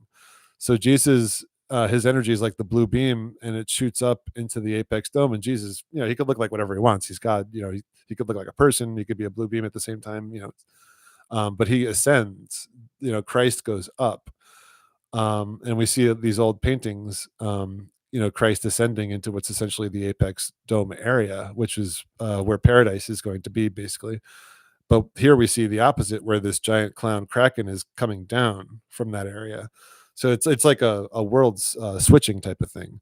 So we obviously live in a world where like the devil or the kraken runs things in some kind of telepathic way. Um, and hopefully we're going to be out of this world soon, and then Jesus will come back and rule things from the center again. And they even show that this like clown is on like strings, so this is kind of like the puppet symbolism, and also the um it's like I Pet Go 2 also, where you had like the Satan character pulling the strings on George W. Bush and all that. So this guy who represents the blue beam, he gets picked up by this giant clown, kraken entity, and it's got like the needle teeth. There's a tons of things. It's got like the reptilian skin and all that. But he takes his needle out, basically, and it's a small needle, but it's representative of he's the blue beam, basically, and he punctures this red dome, and that's what kills this and clown kraken thing. And like the clown and the kraken, it's all kind of like the same symbolism, because we see that in like Stephen King's It movie, where like it's like a clown but it's also a giant spider and all that. You'll see that come up a lot. It's all like left pillar antichrist symbolism. And then we have the higher chakra color fireworks going off at the end of the movie. So Invasion of the Body Snatchers, I showed this poster before, but it is a pretty crazy poster to see. This is like the more standard poster they use for the movie. And what we basically see, here are like the doubles. This is kind of like an eclipse symbol right here. And then these are like the roots of the tree of life at the bottom, or the kraken, tentacles, also that kind of symbolism. So here we see, these body snatched imposter people carrying around these pods, and alien imposters replicating asleep people with cocoon pods. And it's just like this in Killer Clowns. So these are basically the same movies, the same world script, uh scenes, but totally different movies and concepts and all that. So they're carrying these around, and so here's the good guys trying to blend in with the imposters. So this is like a flipping. Usually the imposters are bad guys pretending to be good guys, but it could also be good guys pretending to be bad guys. It depends on the situation and your own discernment, of course. um but it's kind of like how we walked around in the pandemic. Like eventually you get the eventually you realize that talking to people is there's certain times you have to like pick your battles. Like certain times it's better to just blend in, other times it's better to fight. But if you fight all the time, then you just lose instantly. So yeah, it's all about picking your battles, and knowing when the right time is to do things. So here we have all the pods going up. So this is when Donald gets almost replicated. So he has the pod next to him while he's asleep. So you have this is all symbolic of when we're spiritually asleep. That's when you get body snatched. It's not like when you go to sleep and wake up. It's when you're spiritually asleep. So we have to be spiritually awake, like the female protagonist in Nightmare on Elm Street, who had the positive butterfly imagery with her. Um, and I've talked about this stuff before too. So here they also link like spiders to this, body snatching kraken thing. Spider colonies fall from the sky because they have like all this, webbing and stuff attached to the. It's like a plant, also like an alien fungus or plant. So getting to the Matrix, of course, we have all these asleep, pod people who are used for energy by spider kraken body snatchers. Now I know like all those words together sound kind of funny, but I do it on purpose because it's important to recognize all these key words. Everything that's like in bold usually is a key word. So like the spider, the kraken, the body snatchers, it's all the same entity. It's all this same negative force that's been running our world and influencing all the people around us and all that. It's essentially the kraken. It's also the leviathan from the Bible, I would say. So here you have like the little spiders on the pods. Here's the battery symbolism. We talked about that. So this movie, Daybreakers, And just think of how many things are in the Matrix movies, so they have all that, plus they have these, pod people and body snatchers. So here, this movie Daybreakers, this is a huge, world script movie. I don't know if a lot of people even know about this movie, and of course, some of these names I think are Mandela affected. Sam Neill definitely has an extra L, and I've heard people talk about Ethan Hawke and Willem Dafoe, but these are kind of the way I remember these two names. But for me, Sam Neill definitely is a Mandela effect, and he basically plays like the Trump character. He's like the leader of the business of basically. So and here they have all these people, coons, but it's you could look at this in the Matrix and see the same thing basically. So the movie starts out. So this movie came out, I think, in 2009, and they're showing the first thing they show is a calendar for 2019, and this is when we first started hearing about cases of the CV stuff. So I don't think that's a coincidence. And it starts with this girl, and she's in like a black mirror, and she's been turned into a vampire. And this is her house. You have like the twin pillars here, and then you have like the gate in the middle, and then this is like the North Pole world tree, but it's dead. And when you see like they often show like a dead tree to represent the North Pole area because, like I said, we're in like the realm of the dead, and this tree is going to come back to life when Jesus returns to the earth. And you'll see like in Gondor in the Lord of the Rings, that North Pole area, there's a dead tree right at the center of like the X and the pond and like the pond or the lake. So she's sitting here basically waiting for the sun to kill her. This is how the movie starts. Um, and there's like some gruesome death that I don't want to show. But interestingly enough, this movie came out in 2009, like I said, and the makers of this movie know the world script or knew the world script beforehand. There's no other way to look at this if you know what's in this movie. And interestingly enough, the title and credits of this movie have R's in particular, but other letters too, getting extended legs. Like it's like an animation, and I'll show you that. But it's really weird because now the Mandela effect is doing the same thing. So again, we see like the same symbolism in the Mandela effect and in this world script media. So yeah, the prophetic movie Daybreaker. So yeah, they say this whole thing began with a bat also, which is what we were told in so-called reality. These are actually bats flying on the screen here. It just doesn't come across with the still frame. So here we have Sam Neill's name, and this eye gets extended. And hey, Jay Dreamer, it's good to see you, man. Yeah, definitely. Everyone, obviously check out Jay Dreamer's channel. He's the man. I learned a lot of this stuff from him.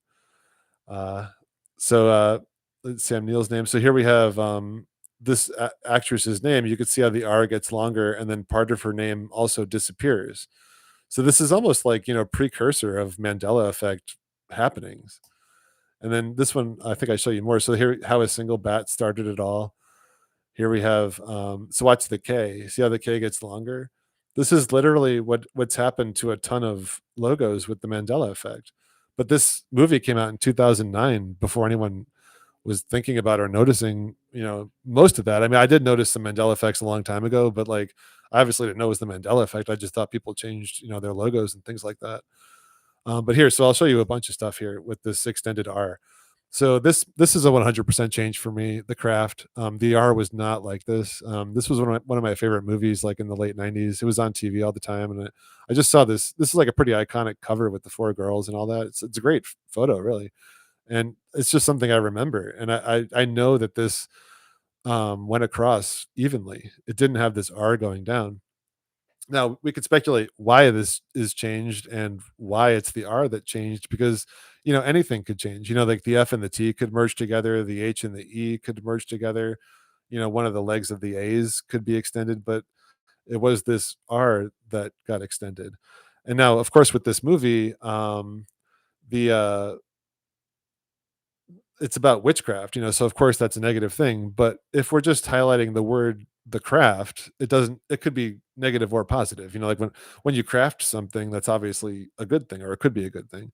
So I'm just saying, the movie itself does have negative connotations with witchcraft, but it's not necessarily a negative thing. But here, like with the curse, the curse I would assume is a negative thing. This is also very symbolic of like, the blue beam with the house, you got the left eye, the plasma, there's a lot going on here. And also the letters are more merged into the C. This is a common Mandela effect, and I think the E is different too. But the R is what I'm focusing on here too. So this I would get a negative connotation from, but there are some that I would also get a positive connotation from too. So there's basically two possibilities. One is that each letter is changed because each letter has a specific meaning in relevance to this concept. And we just haven't figured it out yet. But I mean, there are a lot of changes where I could tell you what I think the letters mean, but since I don't know what they mean for all of them, like I don't know what this one means, I'm not going to say that it is a thing or not. But um, what it could also be is that the letters don't necessarily matter, and God is just drawing our attention to these words and these world script phrases and things. So either the letters do mean something or they don't mean something, but either way the change does mean something. So for now that's what I'm mostly focused on, but I do always keep in the back of my mind, what could these letters specifically mean, because they do seem like they're specifically being changed in certain ways. And it's also the same for the curse part 2 and different strokes. So here the E was truncated out, and now it's a apostrophe, and the R goes way down. This wasn't like this, and then the O is also tilted to the left. So different strokes. That's kind of like, it seems like a neutral change to me. Although the O going to the left might be a negative thing, but yeah, just another one to keep in mind. Now this one I'm not sure if it's a change or not, but it seems like a change. But you have the R going down and the L going up, and dream girls, that would be like, it seems like a positive thing to me. Like the right pillar is like the feminine pillar. You have like the Columbia, blue and white coloring and all that. Now Ghost World, I talked about that before. This is a 100% change. So this is like how we're in like the realm of the dead, in my opinion. But this R, came over and like it like curls up right now. So like this R could have just been extended down also, but instead it's been curled up like this. So you know, I think that there's something, to that, but it could also just be highlighting the idea of us being in a ghost world. And Lakers, I don't get a negative feeling from this one. And of course, we got the 33 numbers in that, but all the numbers have this logo. But like, so this is Magic Johnson's. This is like an old Lakers jersey, and it 100% was not like this.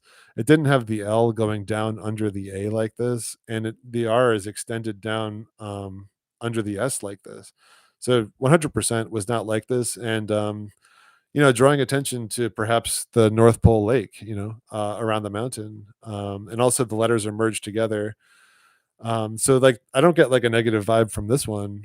So I'm not sure what to say yet about this. Some people have I've heard some people speculate that the R does look like, the Eye of Horus or the Eye of Ra if you turn it. So that could be part of the reason, or the reason why this is happening in certain cases, but there's still like a few pieces of the puzzle to put together, in my opinion, when it comes to these letter changes. This is another one that's like a 100% change. This is the cover that actually got banned, but I don't really want to focus on stuff like that. This R and this logo definitely was not like this. Like no way. Like this is a 100% change for me. And this movie, I mean, it's a huge Disney movie, of course, but you got the Kraken versus Neptune, basically. So this is like, the devil versus God. And then, she's got like this fly agaric, coloring like we see with like the girl in the Fifth Element. He's probably like, the right pillar, you know. I don't know, what I forget what his name is, but I wouldn't be surprised if it's like John or something. But she also has like the yellow and blue helper. This is like the Holy Spirit helping her along. So like there's a lot, and this even like the North Pole, it's like they're even on like an island, like a North Pole Island mountain with the central castle and all that. But what I want to focus on is this R, because that's definitely changed. And the word little, I think, is usually a negative thing. Like when you see little or small, I think that's usually like a negative connotation, but I'm not 100% on it. It's a funny uh, picture here, but Long John Silver's, not 100% on this, but I've only been to this place, I think, like once in my life, but I have seen like commercials and things, and I don't remember the R going down like this. Mr. Rogers' Neighborhood, this is a 100%er. There's no way that the R's got extended down through like this. And interestingly enough, it's the other side, it's the left leg of the R that's been extended. So usually it's the right leg, but in this case, it's the left one. And Roger, I think, is symbolic of like a symbolic name for God, because Roger means a famous spearman, which is essentially the blue beam. So, and there's also a huge change to the Mister Rogers song where he says, instead of "It's a beautiful day in the neighborhood," it was "It's a beautiful day in this neighborhood." Oh, and actually talking about Jay Dreamers, I think Jay says that the R symbolizes the head essentially. Um, I could be wrong about that, but like you essentially have like the R, like the top of the R is like the head, and then the bottom legs are like the neck. Usually, like it doesn't really look like that in this case, but when you normally see an R, uh, I think that's one of the possible, at least, you know, explanations for what the R could be. But I would also keep in mind, the Eye of Horus, Eye of Ra type of symbol, and there could be something else too that I'm not aware of at this point. Um, but like I said, the change is now it's a beautiful day in this neighborhood. So that to me, that's like God saying, it's beautiful, where I'm at in paradise, but where you guys are at, you're like in the ghost world, cemetery, world of the dead, and you need to get over to this place where it actually is beautiful. Um, so Naruto, this is a 100% change for me. I know a lot of people aren't going to be familiar with this, but I saw this whole show and I've seen this logo like over 100 times, and it all just lined up perfectly at the bottom. The R was not extended down like this, and he's a Christ character. There's a lot going on. His last name is Uzumaki, which is Japanese for spiral, and then his first name is also like a spiral because I think he was named after the things that are in ramen. Like if you ever get ramen noodles, and there's like those uh, white and red or white and pink spirally. I don't know what they are even, but they're like a shape of some kind of food that's put in ramen. But anyway, it's almost like double spiral or something. So just stuff to keep in mind. This definitely changed too for Resident Evil. The R was not extended down like this.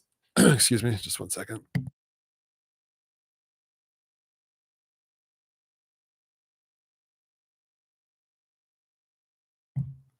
And it looks like there's like some other letter merging too on this one as well, but definitely the R was not like this. And we talked about before Mila Jovovich's name. It used to just be Mila, but now it's like Mila Jovovich. And if you look up what her name means, it basically means a miracle from God. And like Mila, I think in Hebrew also means like the word. And like these logos, like this is the logo for Resident Evil, and like it's the logo for Naruto, it's the logo for Sun Kissed, which is now Sin Kissed, and a bunch of other things. Um, so like logo or logos is of course Jesus again. So it's like we're receiving these messages through the logos. Like just think of how like I'm just kind of like saying that almost like flippantly, but like think of how powerful that is. So this road to perdition, this definitely changed. This was a very simple logo. The two R's did not go down like this. And if you look up the word perdition, it means a state. It's really a crazy word. It means a state of final spiritual ruin, a loss of the soul, damnation, the future state of the wicked.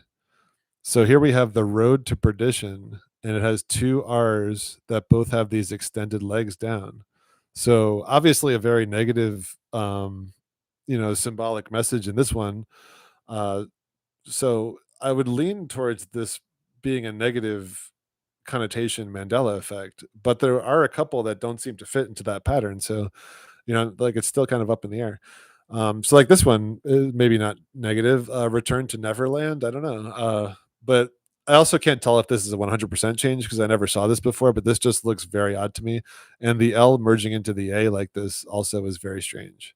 I would say this is close to a definite Mandela effect, even though I can't say for sure. But why would they have the L merged into the A? Like I could maybe come up with an excuse why they would do this for like a flourish, but they wouldn't do this. So that leads me to believe that it's all a Mandela effect. But just another one to keep in mind. I would put it on like the maybe pile for myself. But maybe other people, had this tape or know about this movie really well, and they know this is a change. So that's why we all have to talk about it. That's why so many people have talked about it, and it's important to have these conversations and have people say what they remember, because then it builds more of a consensus. That's why Moneybags 73 videos are so important, because they show, like, how many people are upvoting it and downvoting it, and how many people remember the same things and all that. So also The Crow, this is definite change. Oops. This is also by the guy who made Dark City and a bunch and Knowing and a bunch of other stuff. So like whoever made this movie is also a big world scripter. His name is Alex Proyas, and so he's some kind of major world scripter too. Um, and anime gematria in the chat is saying Neverland was one word, not two. Oops, let me see. Okay, yeah, I don't know. Maybe that could be another part of the change as well.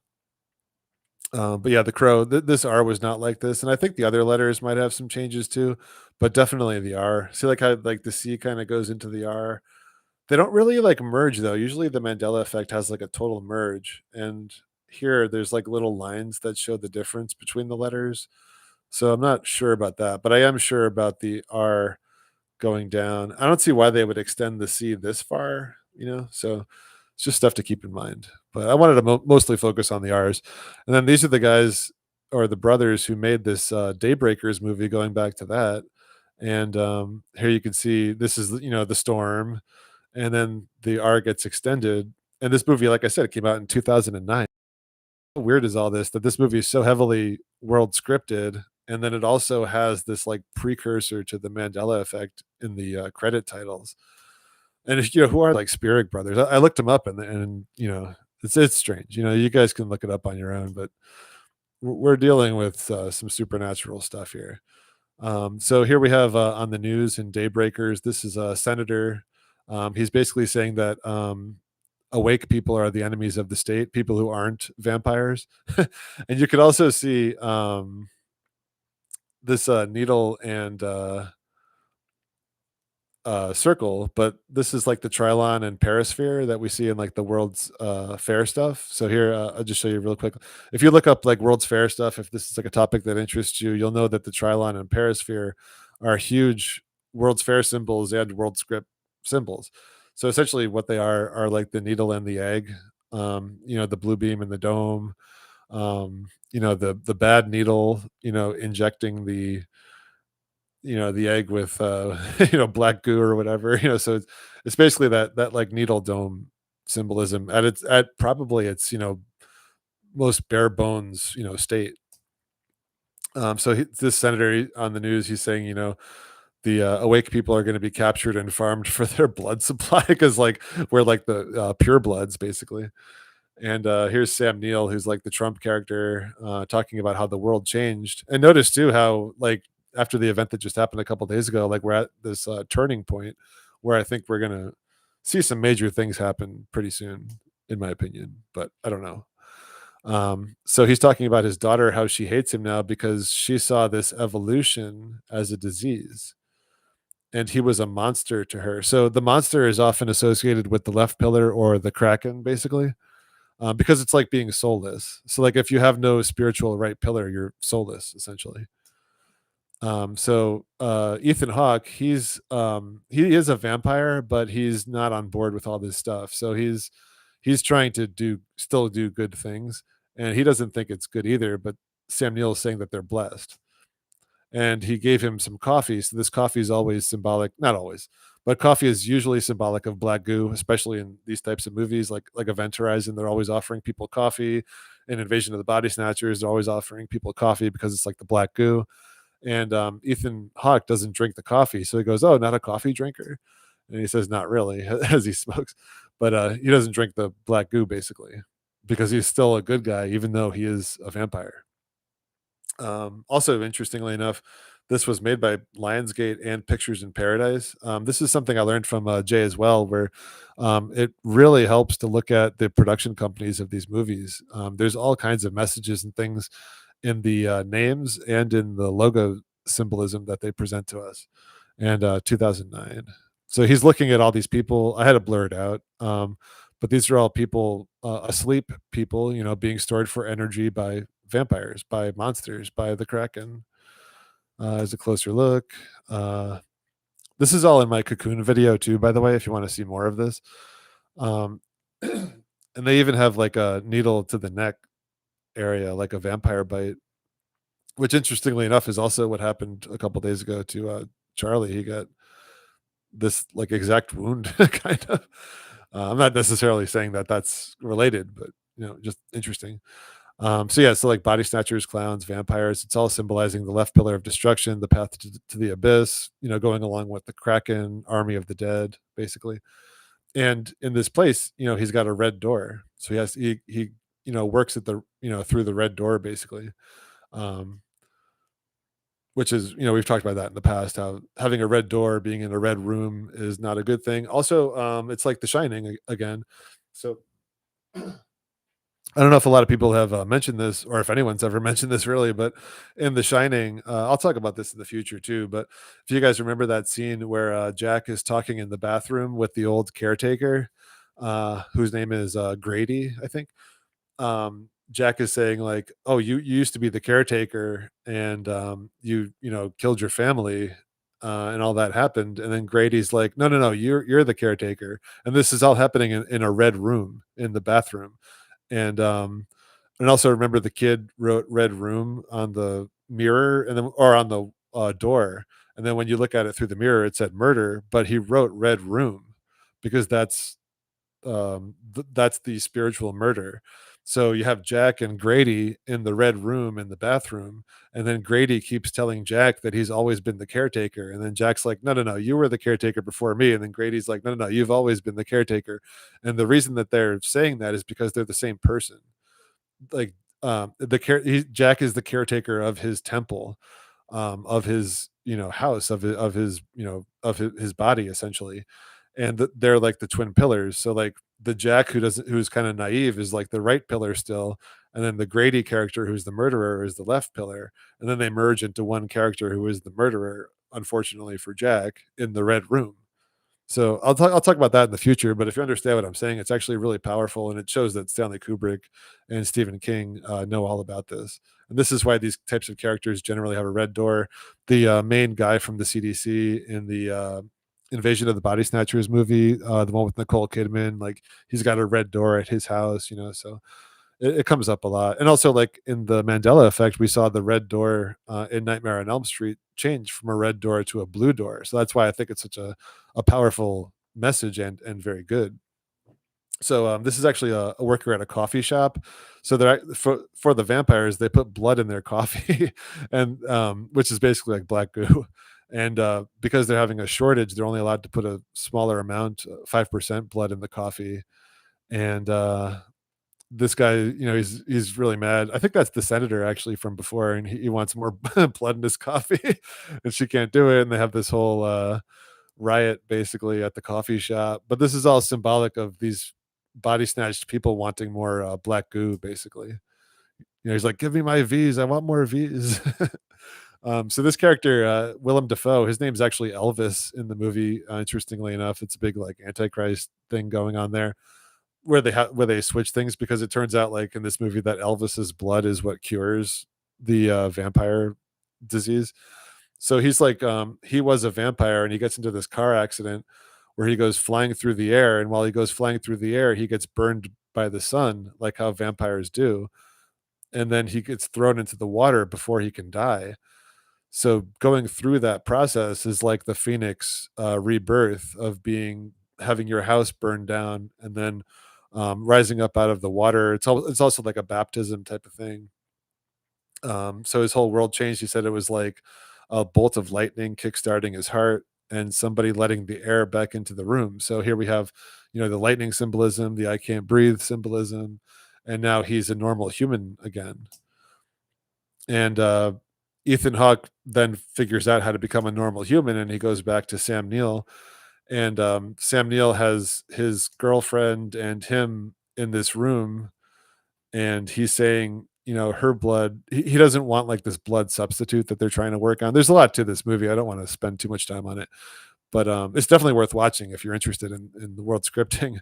Um, but he's saying her blood has a scent in it that we can't substitute, and that scent is fear. So this is like the Adreno stuff again. Like he doesn't want like a substitute blood. He wants real human blood with fear in it. And you got the obelisk symbolism here, the all-seeing eye. So these antichrist characters, the head of the Kraken, essentially, they often have it's like usually cameras like this, and I've shown that a bunch, and I have there's a ton of examples of this.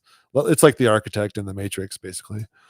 And then he says, it's never been about a cure, because they're talking about maybe curing the vampire disease, but this is all symbolic of the CV pan and the V, of course, in reality, which was going to happen about 10 years after this movie was made. So he says, it's never been about a cure, it's about repeat business.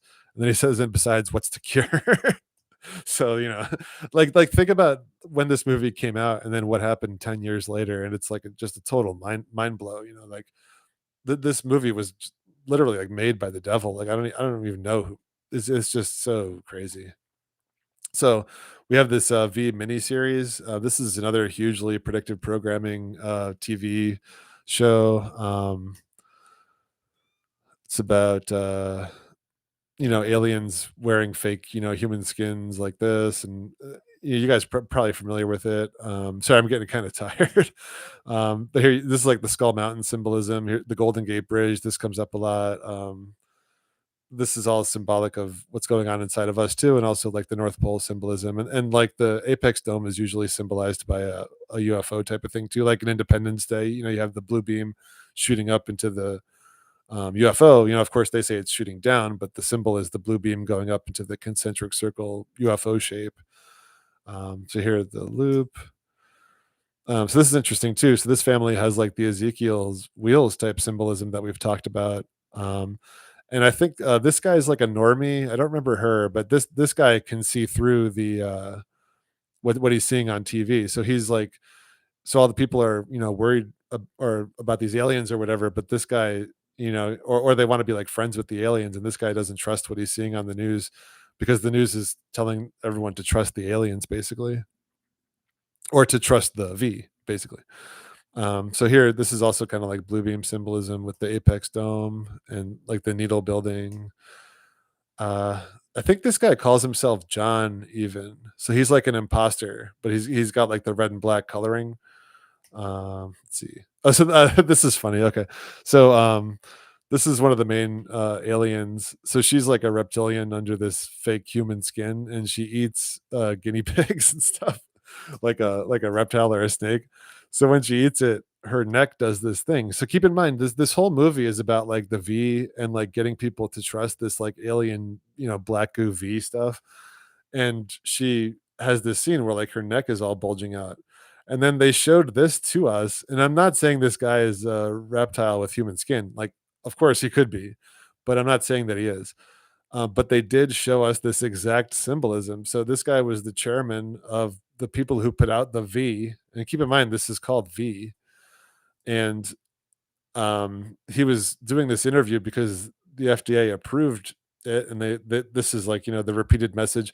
You'll see this message in a lot of things too, if you keep it in mind. And as this reporter is talking, his neck does the same thing. So like it's probably an effect from like this guy's probably isn't here, and this is like a stand-in, and his face is being what do they call it? Deep faked, onto another person. And then there's like some kind of problem, mixing their faces at the neck region. So his neck is doing the same thing that the V alien did. But it's not like we see this happen often. I think that they just did this on purpose to show us this V symbolism. Like he's basically like the V alien invader symbolically trying to push this V on people. Like we don't see this happen in any other situations. Very rarely, and it could also just be that he is literally a lizard alien underneath a human skin. But either way, we were shown this exact same V symbolism with this guy. And that is just really over the top crazy to me. And it's just crazy how normies just don't even see it or notice it or care about it. It's just so ridiculous. So anyway, one of the main characters, he sees the aliens, taking it, or one of the aliens taking his, fake eyes out. And then he's got like these lizard eyes. This is also symbolic of the central pillar. This is why lizards and cats come up a lot with this type of world script symbolism, because this is like the Vesica Pisces, the eye shape, and it's also kind of like an eclipse too. But so this is the main character. He gets into a fight with this guy and like pulls the fake skin off, and he's got like a reptilian body under it. So here, this woman on TV, she's basically saying that we need to tell on people. So like if your family members aren't supporting the aliens, and if they aren't, I think they actually have to take injections in this movie. It's been a long time since I saw it, but I think they do have to get V's from the aliens. And she's saying whoever isn't getting these V's, you should tell on them. So then this guy, he gets brainwashed by this newscast, and then he ends up telling on his family because his family is questioning the aliens. So this is the whole Karen situation. And the reason they chose the name Karen, in my opinion, is because Karen is an anagram for Kraken. It's got all the same letters. So Karens are like the Kraken spies, basically. Because they could have chose any name to make that meme out of, but they chose Karen because it's like Kraken. And here we see also, if you remember this, the LA mayor said snitches get rewards. So we literally have this happening in this V movie like 30 or 40 years before it happened in real life. And then in real life, they have these imposters on TV telling us to snitch on people, to be Karens about the pan and the V. And then this guy, he's trying to tell his family that he doesn't believe anything on the news or the newspapers because all the newscasters keep saying the same thing.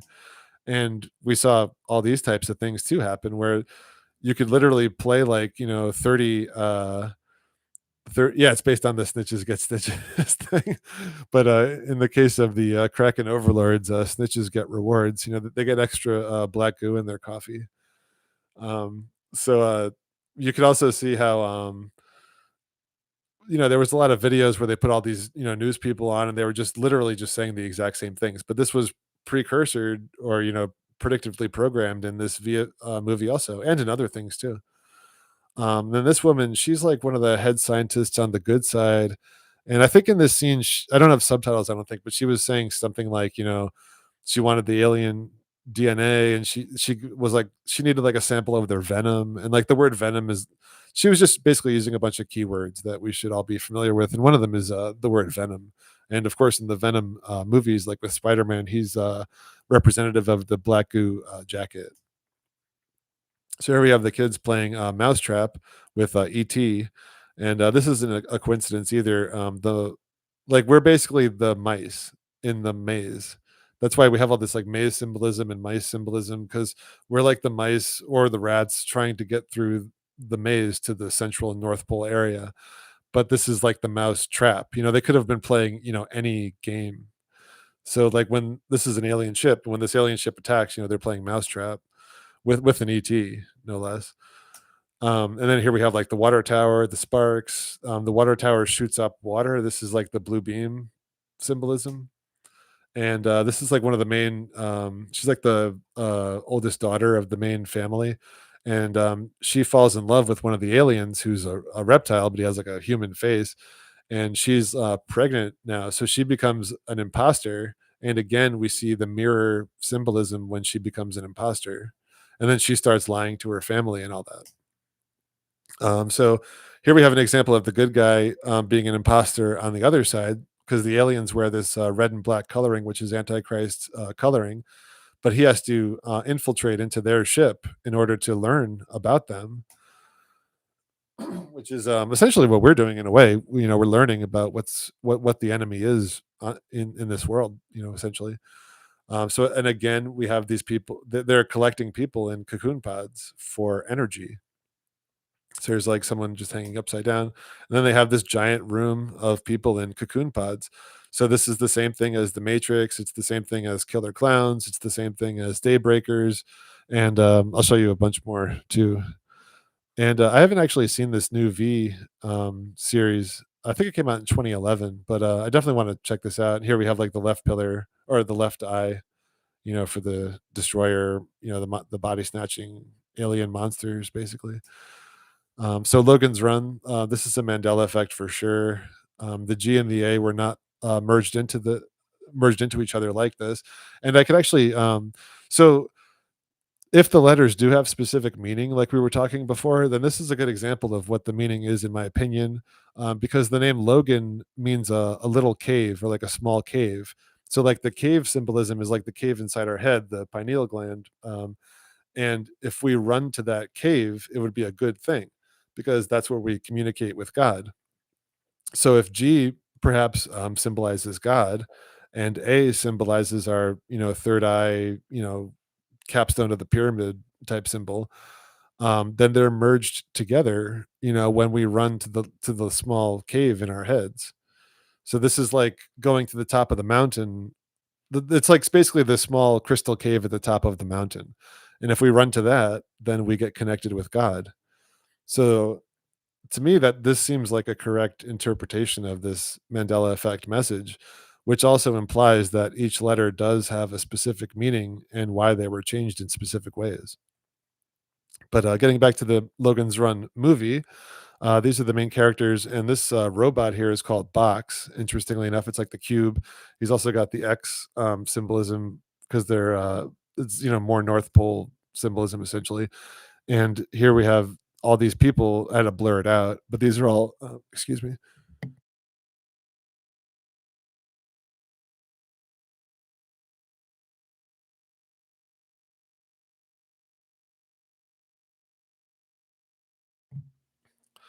But these are all people basically being kept in like cocoon pods, like we saw with everything with all these other movies, like Matrix and Daybreakers and everything else. And it's an AI robot named Box or Cube storing these people. So again, we have like the AI, the robot, the Kraken, the clown, the vampire. It's all symbolic of the same left pillar Kraken takeover. And here they're walking by the people in these pods. It also happens in Stranger Things because Stranger Things is kind of like Lost, where literally everything in the world script is pretty much shown in Stranger Things and Lost. We've talked about some of these posters. I don't want to spend too much time on that, but like, so in the first season, the main villain is like this monster, and it has like this pod head. So this is like the body snatcher pod. It looks very similar to like what you see in the Alien movies or the Body Snatcher movies. And then there's asleep people, being stored. They're not like in cocoons, but they're in like these like spider web. It's like a big web, similar to like the Alien movies. But yeah, they're being stored by a kraken plant monster with a pod head. So it's all just like all these things are just like different takes on the same world script symbolism. So you see like the spider webbing here. Super 8, this is also made by J.J. Abrams and Steven Spielberg, who are both huge world scripters. I'm sure there's a lot to this poster. Like it arrived, so here we have the it symbolism. Super 8 also. This is like the 8 or the 88, eclipse portal evolution symbolism, I would say. Here we have another poster where it's very clear blue beam symbolism. Another one, it's like blue beam symbolism. It arrives again with the blue beam. So in the beginning of the movie, the main character's mother died, and she actually got crushed by a bunch of steel beams. Interestingly enough, and these are his friends feeling sorry for him, and he's at his friend's house here, and they're saying, there's always a place for you here, and it's on Crystal Lane, and Fernwood is probably important too, but the important thing is the crystal, because this is the main character who's going to spiritually evolve and learn what's going on with the world and save the day, and there's always a place for him on Crystal Lane because that's like the third eye again, the pineal gland. And this just happens like in the beginning of the movie, and he rides his bike. So this is the eclipse symbolism with the bike tires, and then he uh, rides right by the water tower, and the water tower comes up in a lot of these water towers or bell towers. You'll see them in most of these world script movies and shows and things. Let's see, Kelvin. I think this is like a Kraken attack. Yeah, so well, the alien in this is a Kraken. When this guy gets killed, he's in the Black Mirror. You can't really see it, but I think the Kraken is behind him. So here we have the Lucy symbolism too. So the Kraken alien has been eating people and storing people, but also just eating anything it can. So it's been eating all the pets and things in the neighborhood. So obviously the filmmakers would use this as a perfect way to show a bunch of symbolism, like Coop and things like that. But here, the main focus is the dog Lucy. So this is like the left pillar Lucifer symbolism, and dog is also God in reverse. And the main character's name is Joe again for the right pillar, and his last name is Lamb. So this main character, his name is his father is the deputy Lamb, but his name is Joe Lamb. So he got the Lamb right pillar and the Joe right pillar. So a very very right pillar character here. Here he's going to see his mother's grave. Here's the water tower. Elizabeth Lamb. Forget exactly what I wanted to show there. So the characters get a piece of programmable matter, and this comes up in a lot of stuff too, where there's this it's not nanotech, obviously you can see it, but it's programmable matter, which is what was inside of the V. And it's kind of like moving around a little bit, and they're trying to figure out what's going on, and then it shoots right through the wall, and it goes through the space shuttle. And whenever I don't want to say whenever, but most of the time when you see space in world script media and also in the news and all the NASA stuff, it's all symbolic of the space in our heads. But they also are talking about the space outside of the dome. It could also be like the space at the North Pole area, but it's definitely the space in our heads for sure for one of those explanations. So they have the space vessel being punctured or being infiltrated by the programmable matter, and then that programmable matter flies into the water tower, because the water tower is also symbolic of the space in our heads. It's the top of the central tower, and the water is the central tower, and it's also like the bell tower too, and also here you have like the Columbia-ish coloring too as well. So then the main girl, her name is like well, her actress name, I think I say it in the future. But anyway, she's riding on a bicycle here again. So we have the eclipse symbolism, and she's running away from her father. Her father's not like the worst guy in the world, but he is a bad guy, and she's just trying to get away from him. And then he's trying to follow her in his car, and he has a car accident trying to follow her. I think he's drunk, and she looks back and she feels bad about it. Now, this is kind of like the Lot's wife symbolism, back at the negative bad world, instead of she was running away from it, but then she looks back. When she looks back, you can't really see it, but this is the Kraken alien right behind her, and it captures her to take her into its like lair with all the cocoons and everything. And the father, he's still kind of awake, and he sees in the mirror again, the mirror symbolism, his daughter being taken away by this giant Kraken alien. I know it's hard to see here, but it's very dark, and you'd have to see it in the movie. But just associating the mirror with this Kraken, takeover essentially. And this is the alien. It's actually called Cooper, weirdly enough. But it's also very like Kraken-y with all the tentacles and things coming off of it. Here's like a closer look at the face of it. These are like military guys trying to fight it, I guess. It's been a while since I saw this movie too. So these are the friends who are going to try to rescue the girl, and this is again trying to like rescuing the princess in the mountain type symbolism, or in the castle. Um, so they throw a light down into this pit, but it's basically symbolic of going down into the abyss or the bottomless pit. Even though it does have a bottom, it goes very far down. So they have to go down into the pit in order to rescue the princess, and this is like symbolic of the blue beam energy, because it's charging deep down under the earth right now.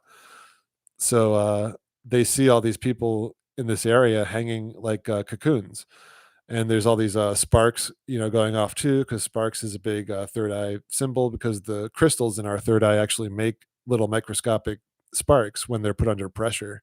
They're called piezoelectric crystals.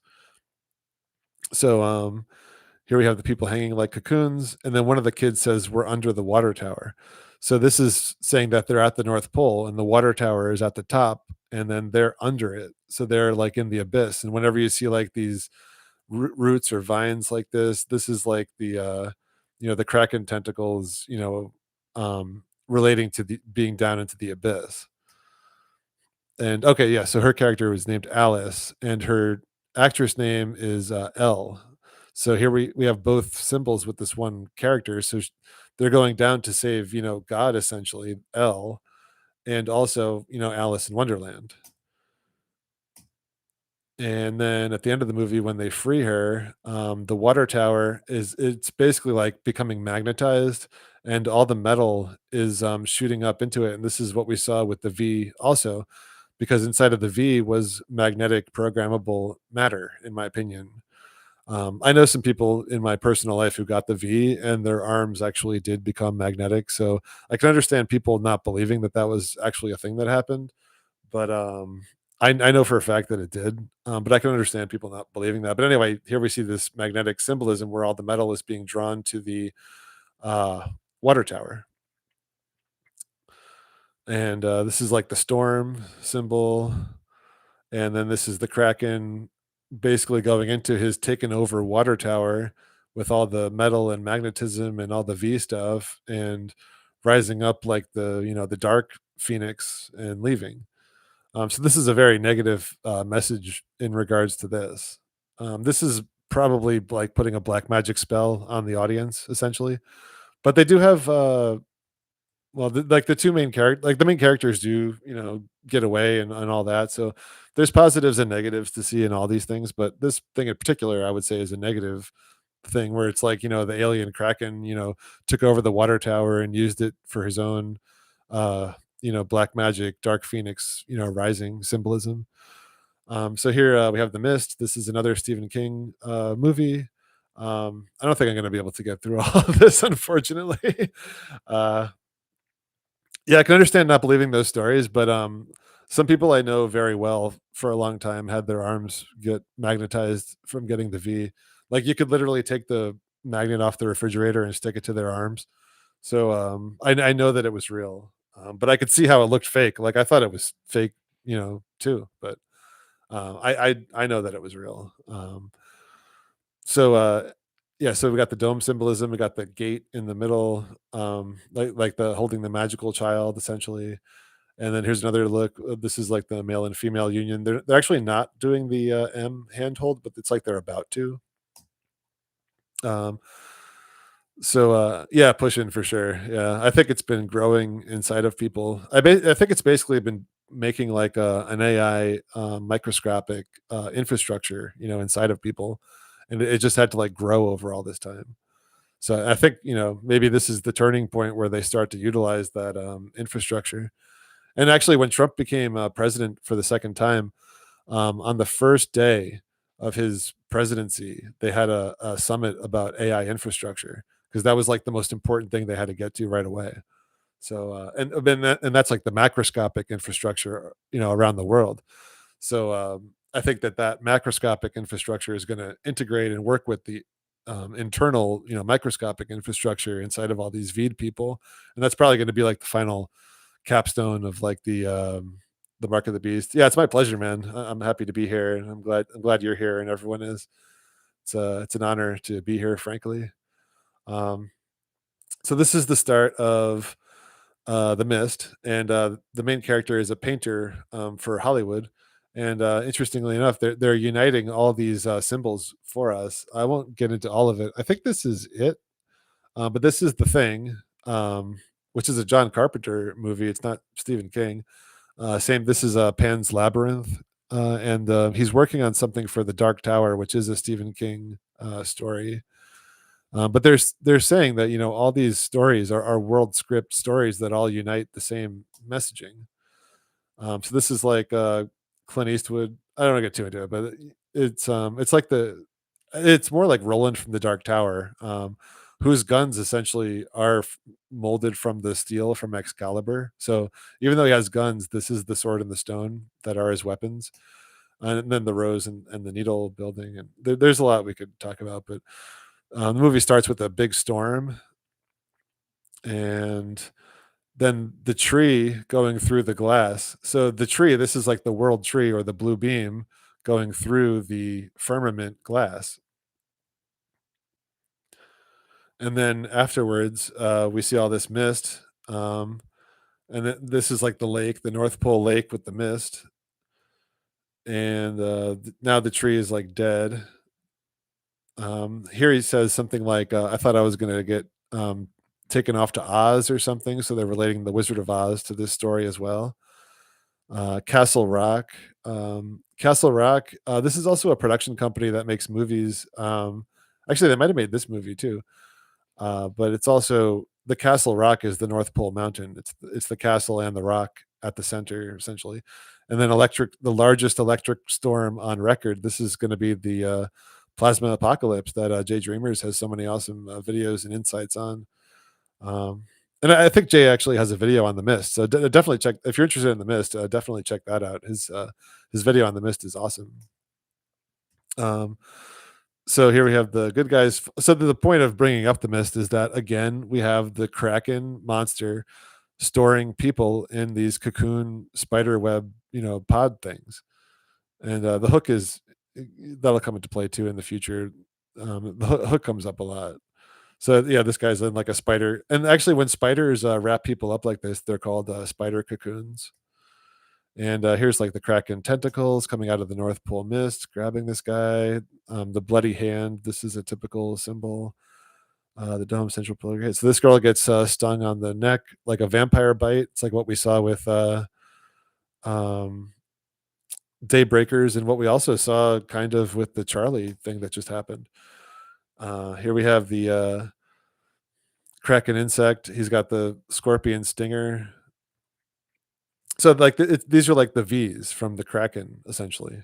Like these are like the little Krakens, and then the big Kraken exists outside of the dome, like outside of the space that all these people are in. Oh, thanks for it, Jax. I appreciate that.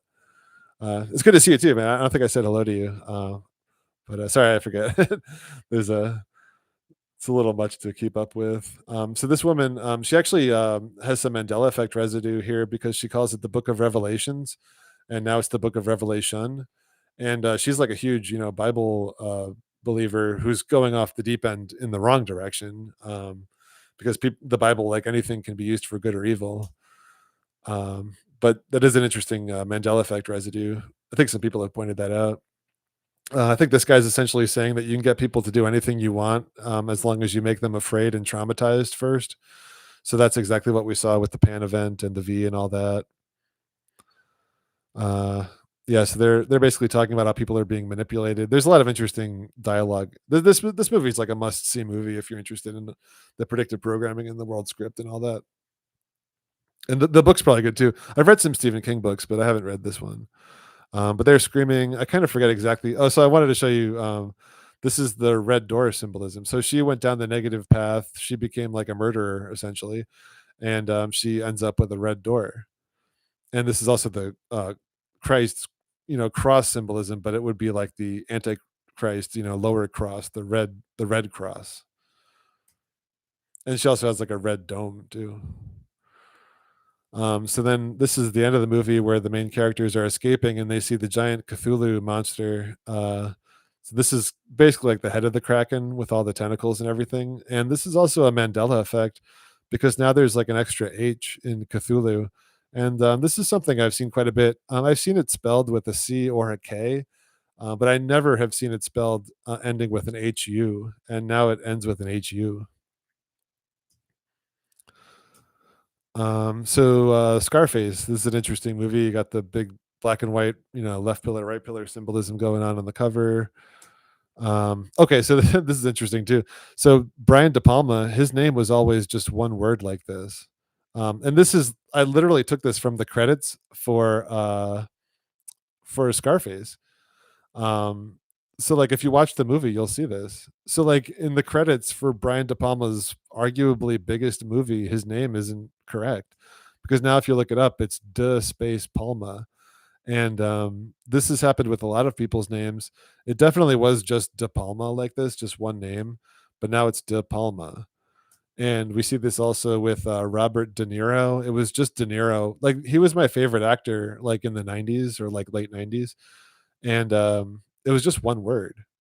It wasn't De Niro. It was De Niro, and I don't even think it was a capital N either. I think it was just capital Deniro.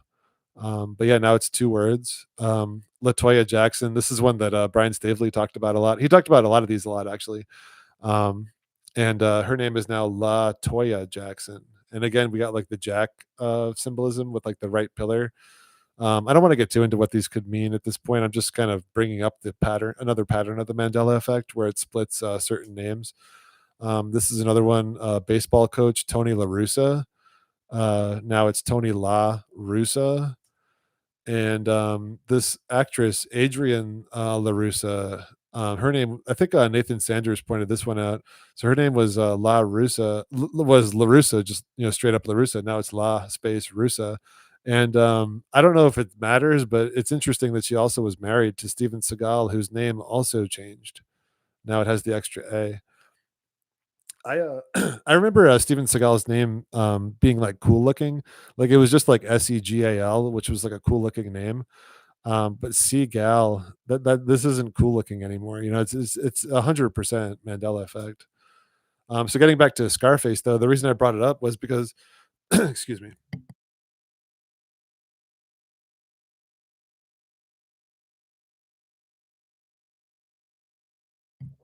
sorry, pretty dry today.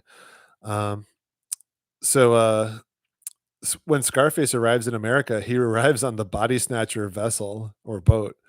But like, how crazy is it that it's called the body snatcher? And it almost even looks like pod type of things going on here.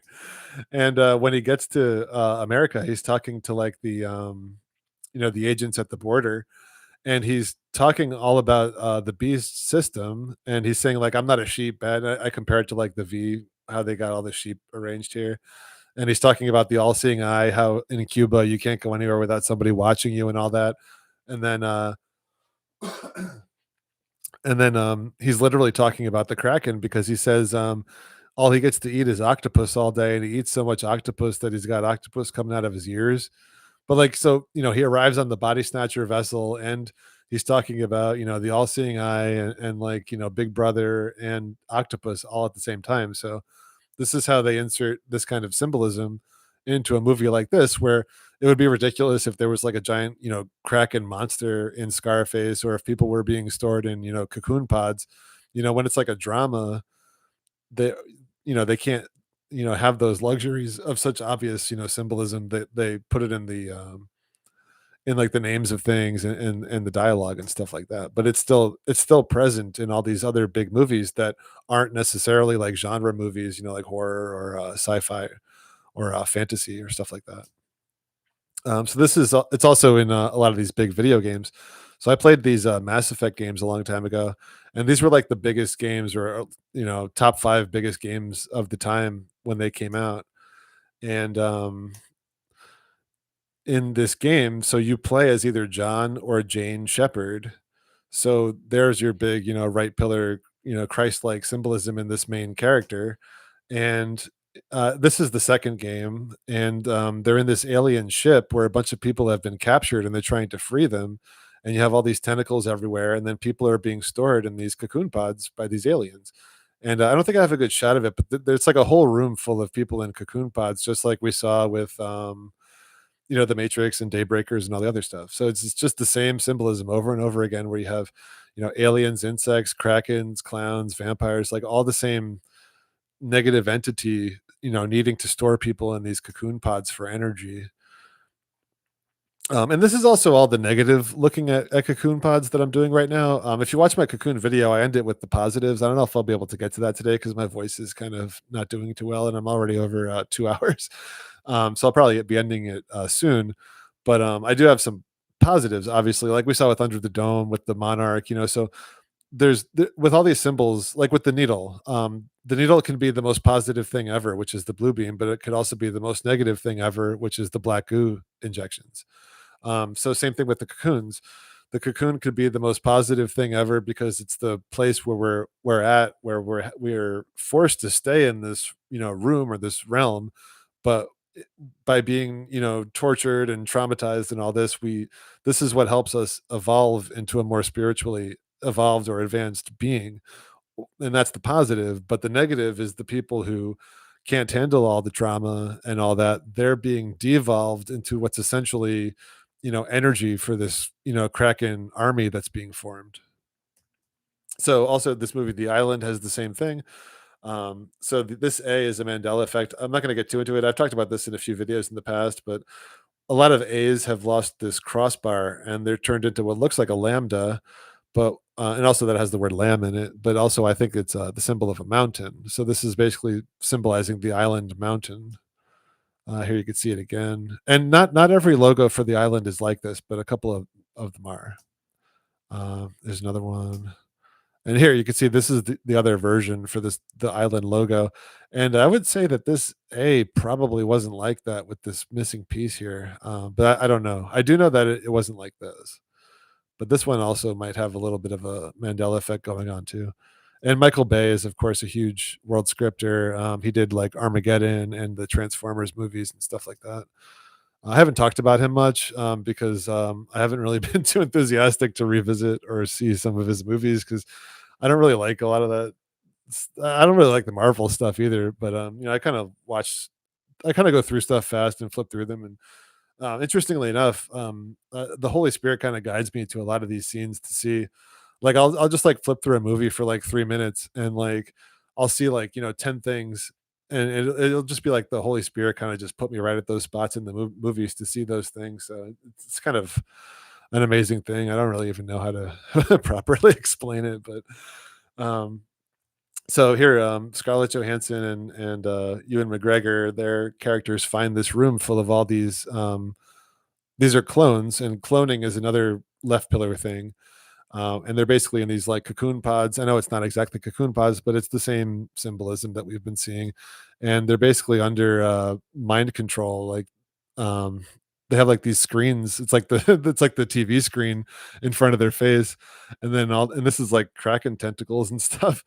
And this guy, they're basically just showing them all this like MK, stuff that's traumatizing them and shaping their brains. So this is like one of the normies who she just gave birth. She doesn't realize she's a clone, and the reason that she was pregnant and gave birth was because like the real her in the real world wanted a baby, but she couldn't have one.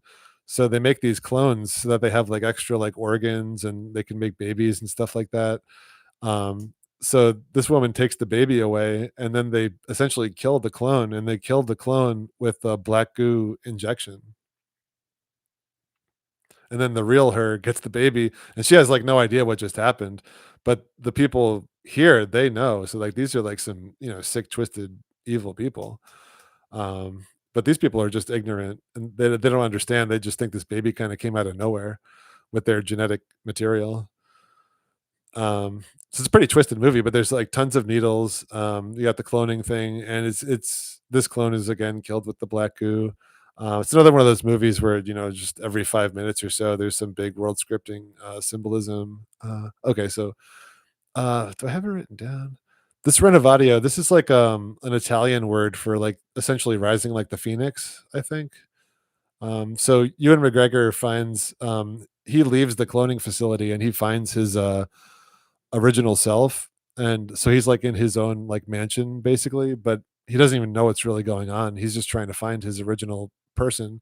And again, we got the mirror, you know uh inversion symbolism. So his real self attacks him and throws him through the glass. So we got the glass breaking, in addition to that phoenix vessel symbolism. And then here we have the twins, the imposters, and his real self is like a terrible person, so he's the good version. So his real self gets killed, and then he becomes I think that's how the movie ends. Like he just takes over this identity, but it's like a right pillar takeover essentially, so it's a good thing. And his name's also like Lincoln, so he like frees all the clone slaves essentially. But that's kind of like heavy handed. I think like a normie understands that. So again, the villain's got the needle gun killing people. So here in Star Wars: Attack of the Clones, same actor, Ewan McGregor, he plays a Christ character, Obi-Wan Kenobi.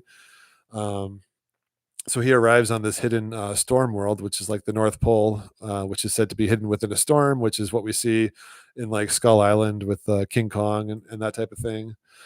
So he gets to this planet, and it's this whole cloning facility. So here we have humans being stored in, cocoon pods, basically, and they're all mind controlled, like in the island. So later they're activated with Order 66, and 66 actually equals the word twin, and it's also denoting like the evil twin, left pillar takeover. So like these clones are designed to have their left pillar take over, similar to how the normies in our society can have their left pillar take them over.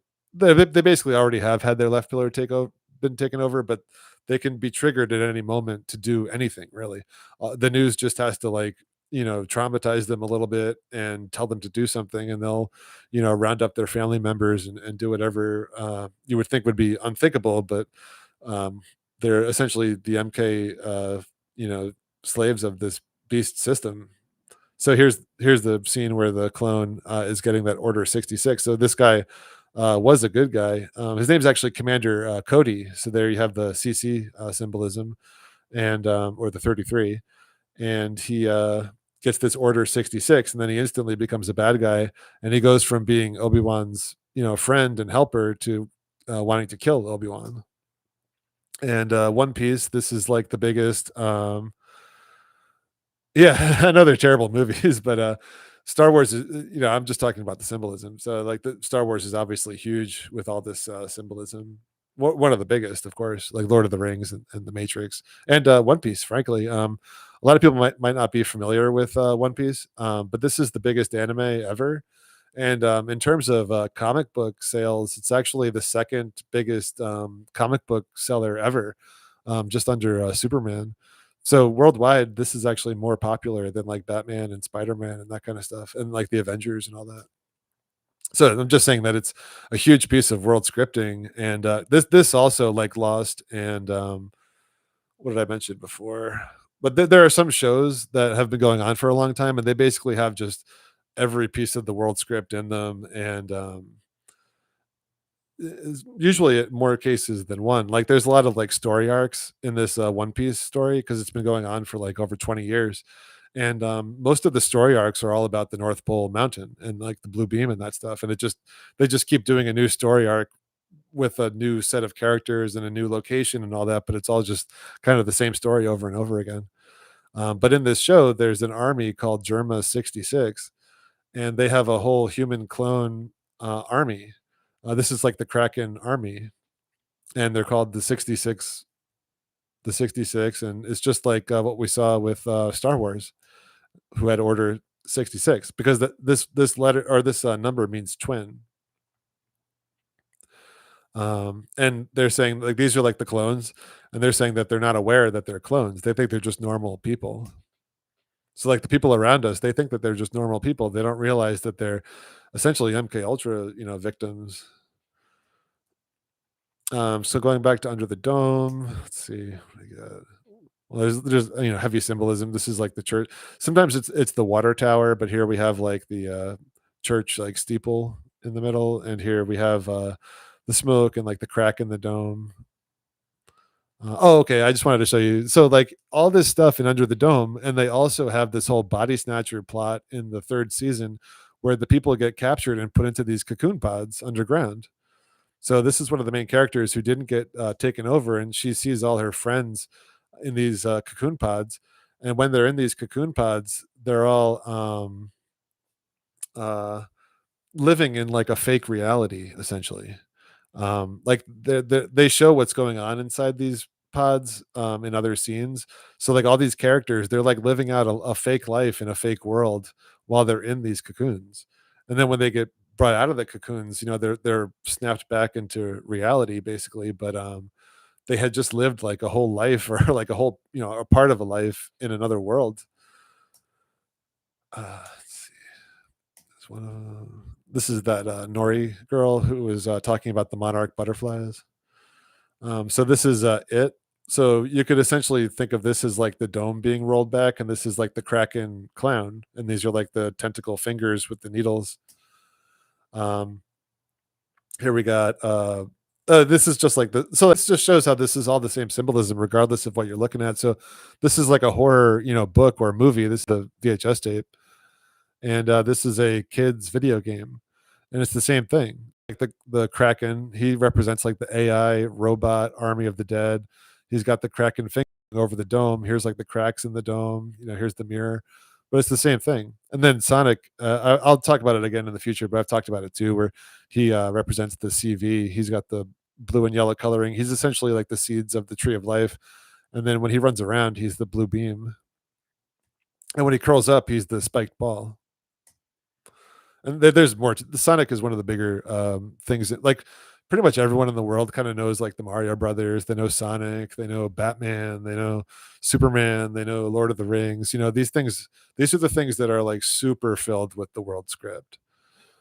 So here in the movie um, this movie, and this is also like the dome. There's a lot going on, but so a bunch of people are stored, like we've seen in Stranger Things and all these other things where they're in these, spider cocoons, and he's seeing all the people. I think his wife, yeah, so his wife is in one of the cocoon pods, and here's like the spider kraken in his like spider form. So this is what he actually looks like. He doesn't look like a clown. So the clown is just like a hey, Rob with Jesus, it's good to see you, man. It's good to see everyone in chat. I'll uh I'll have to check out what you guys are saying later. I've missed a lot of it. Sorry. Let's see. Let's see. Spider. Okay. Sorry, I just had to move some things around. So this is the Aliens movie. The Alien movies, of course, have a ton of this symbolism. This is like the feminine and like the magical child again. This is the start of the movie, the logo. Here they're showing like the Vesica Pisces, which is of course like the feminine symbol as well. And because this movie is like all about like femininity, really, if you think about it, because the main character and the magical child that she saves, they're women, and they also have to face against the queen alien. So it's like here she's protecting, the youth of the humans, and then the queen is protecting the youth of the aliens. So it's like, it's a very like women empowered story actually. And of course they say all these modern movies are like the first, female empowerment stories, but it's been going on all the time. They just rewrite history and all that. But anyway, you have all these egg cocoons or pods, and these are essentially body snatcher pods, because if you're right next to the pod when it opens, it shoots like a little kraken onto your face, and the tentacles go around your face, and then the long tail tentacle goes around your throat so that you can't breathe, and then it turns you into a body snatched person essentially. So here we have Bill Paxton. This is also kind of like North Pole symbolism here with the skull and crossbones. I think is North Pole because you have the X and you have like the skull mountain basically. Um, and it's like it's like the realm of the dead. Like that's why Skull Mountain is usually shown to us as the North Pole mountain, and they even have like the sword or the blue beam going through the dome. This is like inverted; it would be going the other direction, but it's the same symbolism. And then they're seeing all these people who are in these cocoon pods, like spider cocoons. And it opens up. This looks just like the body snatcher pods. And then this is like a dead one or multiple ones, but this is like the kraken, tentacles all over. Let's see, alien resurrection. This is a Mandela effect too. This A was not like this. This was a normal A with the crossbar. So again, we're associating this alien resurrection with the North Pole mountain. And this E also likely wasn't like this. This is another typical Mandela effect where E's are turned into three bars like this. There's a few possible explanations for that, but I don't want to get too into it. But this movie is loaded with world script symbolism. It's quite crazy actually. And here's a scene where people are literally in cocoon pods, and they have these pods in front of them so that they get body snatched. It's basically like a science experiment. I think these are like prisoners, so they're having these sleeping people get body snatched by these alien pods. And this show, 1899, I heard about this from Matt on Quantum of Conscience. He was talking about this show, and this show is also just loaded with stuff. It's a Netflix show. I mean, you could see this obvious symbolism. You got the vessel, you got the waterfall, you got the up and down triangles, and you know, all kinds of things. I don't want to get too into it. Something to keep in mind too, just when you see this symbolism, that down triangle is water, up is fire, and then when you see a line through them, up is air and down is earth. Just something to keep in mind, because it'll make things make more sense when you see them in certain cases. And also, you know, like maybe the E represents this. I don't think so, but it could be. And like the S's could represent this. You know, it's just a possibility. You know, Earth, we got the mountains.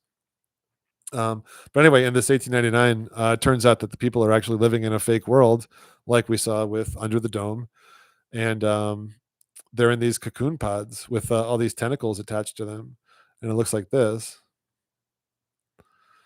And they're under mind control, you know, living in a fake world. You got the tentacles running everything, and this woman, she freed herself from the cocoon in the fake world, and she looks outside, and they show this reflection where she's got like twin selves. So it's like twin spirits looking through the looking glass, and then she's under the dome because they pull out and they show that she's under this dome, and then they pull out even farther and they show that there's multiple domes. So this kind of plays into the whole multiverse reality, which to be honest, I'm not super on board with, but there is a lot of symbolism, of course, for multiverses and things like that. So there's definitely something to it. I'm just not exactly sure what it is. I find it hard to believe that there's like multiple worlds just like this and they all kind of coexist and all that. That just doesn't really add up for me, but it is a possibility. And there is definitely like time travel that comes up a lot, of course, and space travel comes up a lot, of course, obviously. Um, but I just think that they're kind of like metaphorical for something else. Um, like the multiple worlds could be like our pillars, you know, merging together essentially, and the space is inside of us, and then like you know our body or is like the third eye, or our body is like the vessel, and our third eye is like the bridge or like the where the captain sits in the throne to captain the vessel. So here we have Event Horizon. All these space movies. I mean, there's a lot to these posters and things, but I just kind of want to get to a certain point, and then I'm going to have to call it. So TikTok, that's another big phrase that comes up. He doesn't exactly say that. But affected names, by the way. I've talked about it before. But he says like the clock is ticking. Like this TikTok symbolism, it comes up. Yes, space is fake for sure. If you see the beginning of this video, I actually showed a bunch of those clowns on wires. Um, which also ties into the whole puppet symbolism, because like in space they often show like people in suspended animation, and suspended animation is also like it's being asleep in a cocoon pod, but it's also if you're like a puppet on strings, then you're also in suspended animation if you think about it. So here again with the needle to the neck like a vampire bite. Let's see, okay, there this is uh yeah, so when the eclipse happens, you see like a diamond ring, like this kind of symbolism where it's like a shine. So this is like the also symbolic of like the marriage, you know, between the twin pillars and the marriage between heaven and earth and all that. But anyway, they pass through eclipses, you know, a lot of eclipse symbolism in Event Horizon. They're having a nightmare in space in cocoon pods. Here's the cocoon pods, or the this is like you know the suspended thing, and then this is also like tentacles too. So Naruto, he's like the Christ figure, but he's also doing like the Kraken hand finger thing. And I was thinking about this too. I think before I said I wasn't sure why they would have the Christ figure doing the Kraken finger pose, but it's because he has the Kraken inside of him. It's called the nine-tailed fox, and so while he is a Christ figure, he does also have the Kraken sealed inside of him. And then at the end of the story, he ends up winning the Kraken over with his bright, shining light. And he becomes a much stronger person because of that. And that's what we have to do. And that's also basically what happens like at the end of the Matrix. That's why Neo allows Smith to take him over at the end because he's confident that his light is so bright and shining that Smith's darkness is taken over by the light, essentially. So at the end of the show, they have this huge set piece where this character creates a giant illusion using the moon and his third eye that opens. So his third eye opens. This is like the Vesica Pisces, also the black and red symbolism, which is Antichrist. Um, and he casts this spell on top of the moon. So a spell cast on a blood moon that wraps the entire world in cocoon pods and forces them to live in a fake dream world. This is what happens at the end of the show. So he says, now become one also. So this is like the twin pillars becoming one, but he wants like the left pillar take over inside the cocoon. Just one second.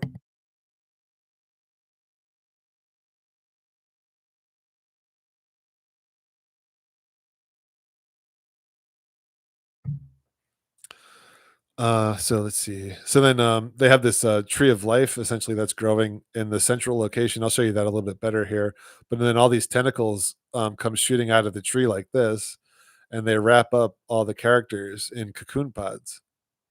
And then they're wrapped up like this. And then they're all hanging off this tree of life. And let's see. So the roots of the dead world tree at the center North Pole resemble the Kraken's tentacles. So here you have, okay, so yeah, the tree, it's like a dead tree. So the North Pole is often, like I said, symbolized like a dead tree. Sometimes it could look like this too, where it's like a chopped off tree and it's just a stump. So this is like the Devil's Tower symbolism.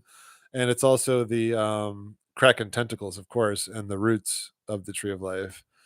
I mean, this is where all the people are hanging from. This is like a far away look, but they're hanging under these roots, and the entire world is put under this fake dream world by this illusion. So this is like the television screen, basically, and then this is like the flat shape of the place that we're on, and then this is the concentric circles at the North Pole, and then this is, of course, the apex dome too. When the full moon symbolizes the apex dome as well, because it's very likely that the sun and the moon are both projections from the apex dome, so they can both symbolize the apex dome as well as just symbolizing the sun or the moon. And then, of course, they merge together, and that eclipse happens in the center. So you have like the right pillar moon and the left pillar sun, like I showed in the beginning, and they both merge, to the left and to the right, and they form the eclipse, right over what's essentially the apex dome, which is projecting both of those entities essentially, or whatever they are. So this character who didn't get put into these cocoons, he notices that their chakra or their energy or their life force, and notice it's like the blue coloring too, is being drained. So he says, is their chakra being absorbed? So then it turns out that this character is actually the character that's behind the whole thing.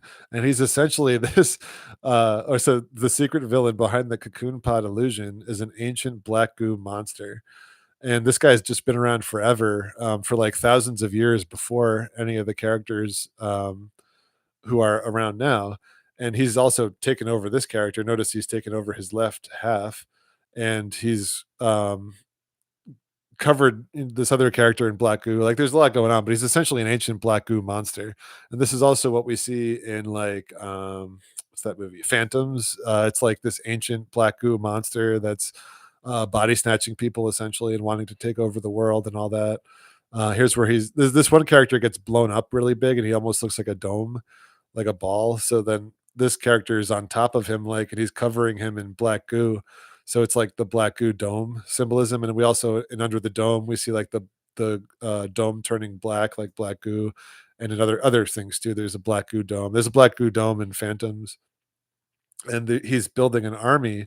So these people who are put into cocoons are going to be part of this army for the coming Antichrist Kraken character that's even above the black goo monster, which is essentially like the main, Cthulhu Kraken entity. And it turns out to be this woman, this ancient, she's not just a woman, she's this ancient entity who's like immortal, and her hair is like the Kraken tentacles and all that. But I don't want to get too into it. But it's essentially just the same story over and over again. But he's saying it's a jitsu, or like a ninja move, to amass an enormous amount of life force from the individuals who are enslaved in it, in order to form them into her soldiers. So this is the development of the Kraken army of the dead, basically. And this is what the people who, got the V, hopefully some can be saved. It's not up to me, it's up to God, and it's up to them. But also people who didn't get the V are going to be joining the Antichrist army too, some of them, because they're aligned with the Antichrist, spirit. And then this is forming this massive force is going to be the Kraken army of the dead. So here we have Guardians of the Galaxy. Of course, tons of symbolism going on here. You got the Kraken, you got the beam shooting up, lots of stuff. This show also, or this movie has inversion of characters, where the good guys are essentially the bad symbols. So like for instance, this guy's name is Drax, which is like Dracula. This guy is Rocket, the raccoon, and like the raccoon is an anagram for Corona. But it's like the negative version of that, which is why like it was like Raccoon City in what's it called, Resident Evil, which we were talking about a little bit before. And this character is her name is Gamora, so it's like Sodom and Gomorrah type of symbolism. So there's a lot of that going on. It's like Batman and Spider-Man, they also have inverted character names.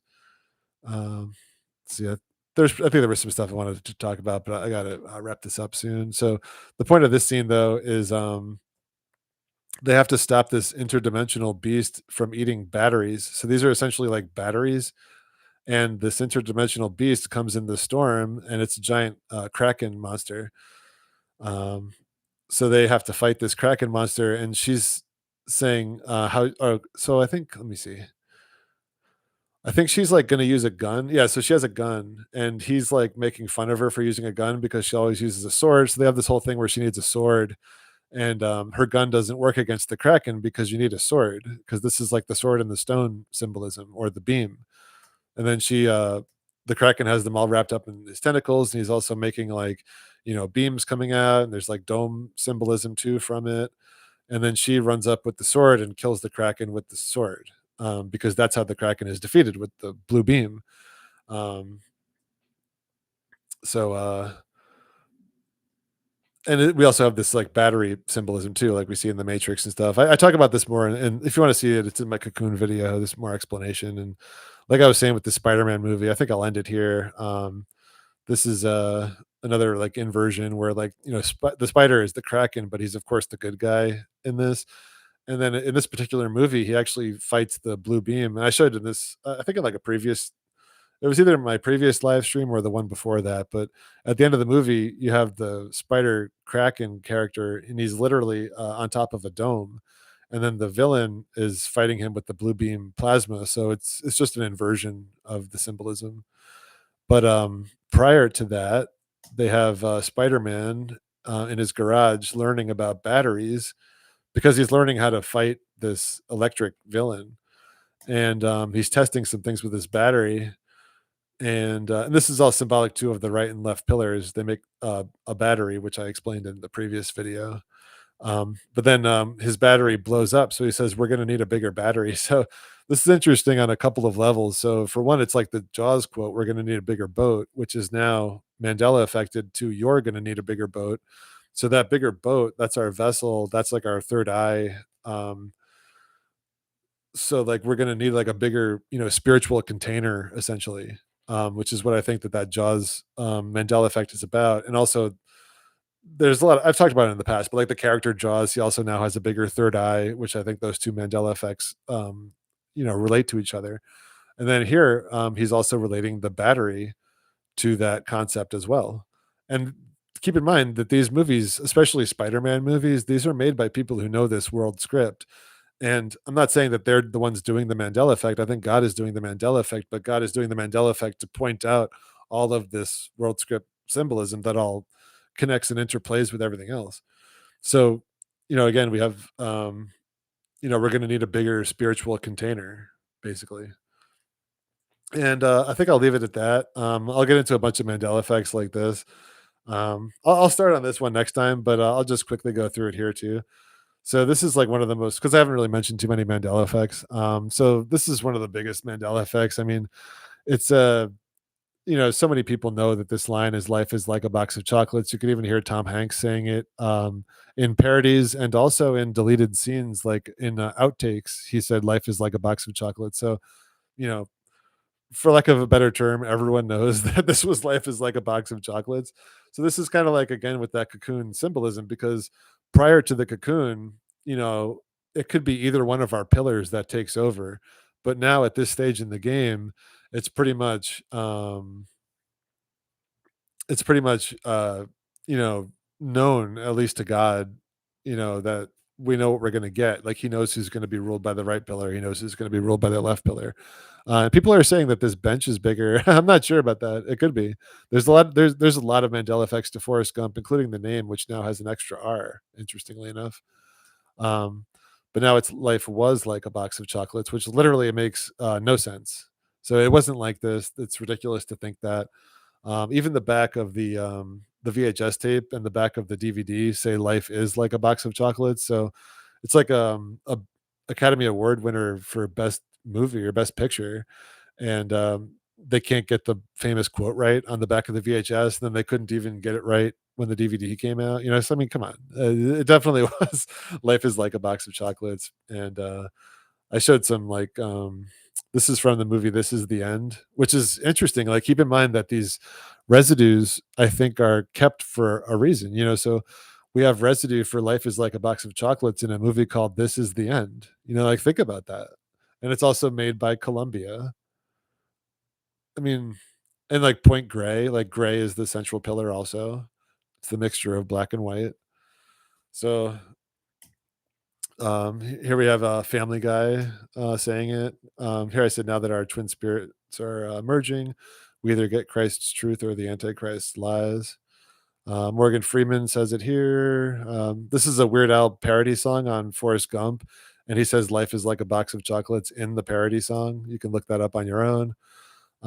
This is the villain from X-Files. He says it. Marge in The Simpsons says it, and this is really the one that takes the cake, because it's Jeopardy. So on Jeopardy, they literally say "Life is like a box of chocolates." So if you think that this isn't a Mandela effect, you would have to think all those quotes that we just saw were wrong. That the people who made the movie couldn't get the quote right on the DVD and the VHS, and Jeopardy is wrong. So you think you have a better memory than Jeopardy if you don't think this is a Mandela effect. And I don't want to get too into other stuff, but yeah, I see some people in the chat saying that the bench is different. It does look big to me. I'm not like 100% on it, but I mean, it does look a little big. But yeah, this could definitely be part of it, and certainly interesting. But yeah, I'll leave it there. We're at 3 hours, and I I'll just wrap it up. I think my voice can't really handle much more, and I think there's a lot more to get to too. So, but I appreciate you guys in chat. I saw some awesome messages, and really interesting takes on things too. But thank you guys for being here. Thank you, Voy. Thank you, Pushing Buttons. Yeah, I really appreciate you guys. And I'll call it a day there. And if you guys have any questions or anything, feel free to comment. Feel free to email. Comments are probably better because then everyone can see it, but email is fine too. But thanks, guys. I'll catch you on the next one. And until then, I wish you all the best of luck, and God bless.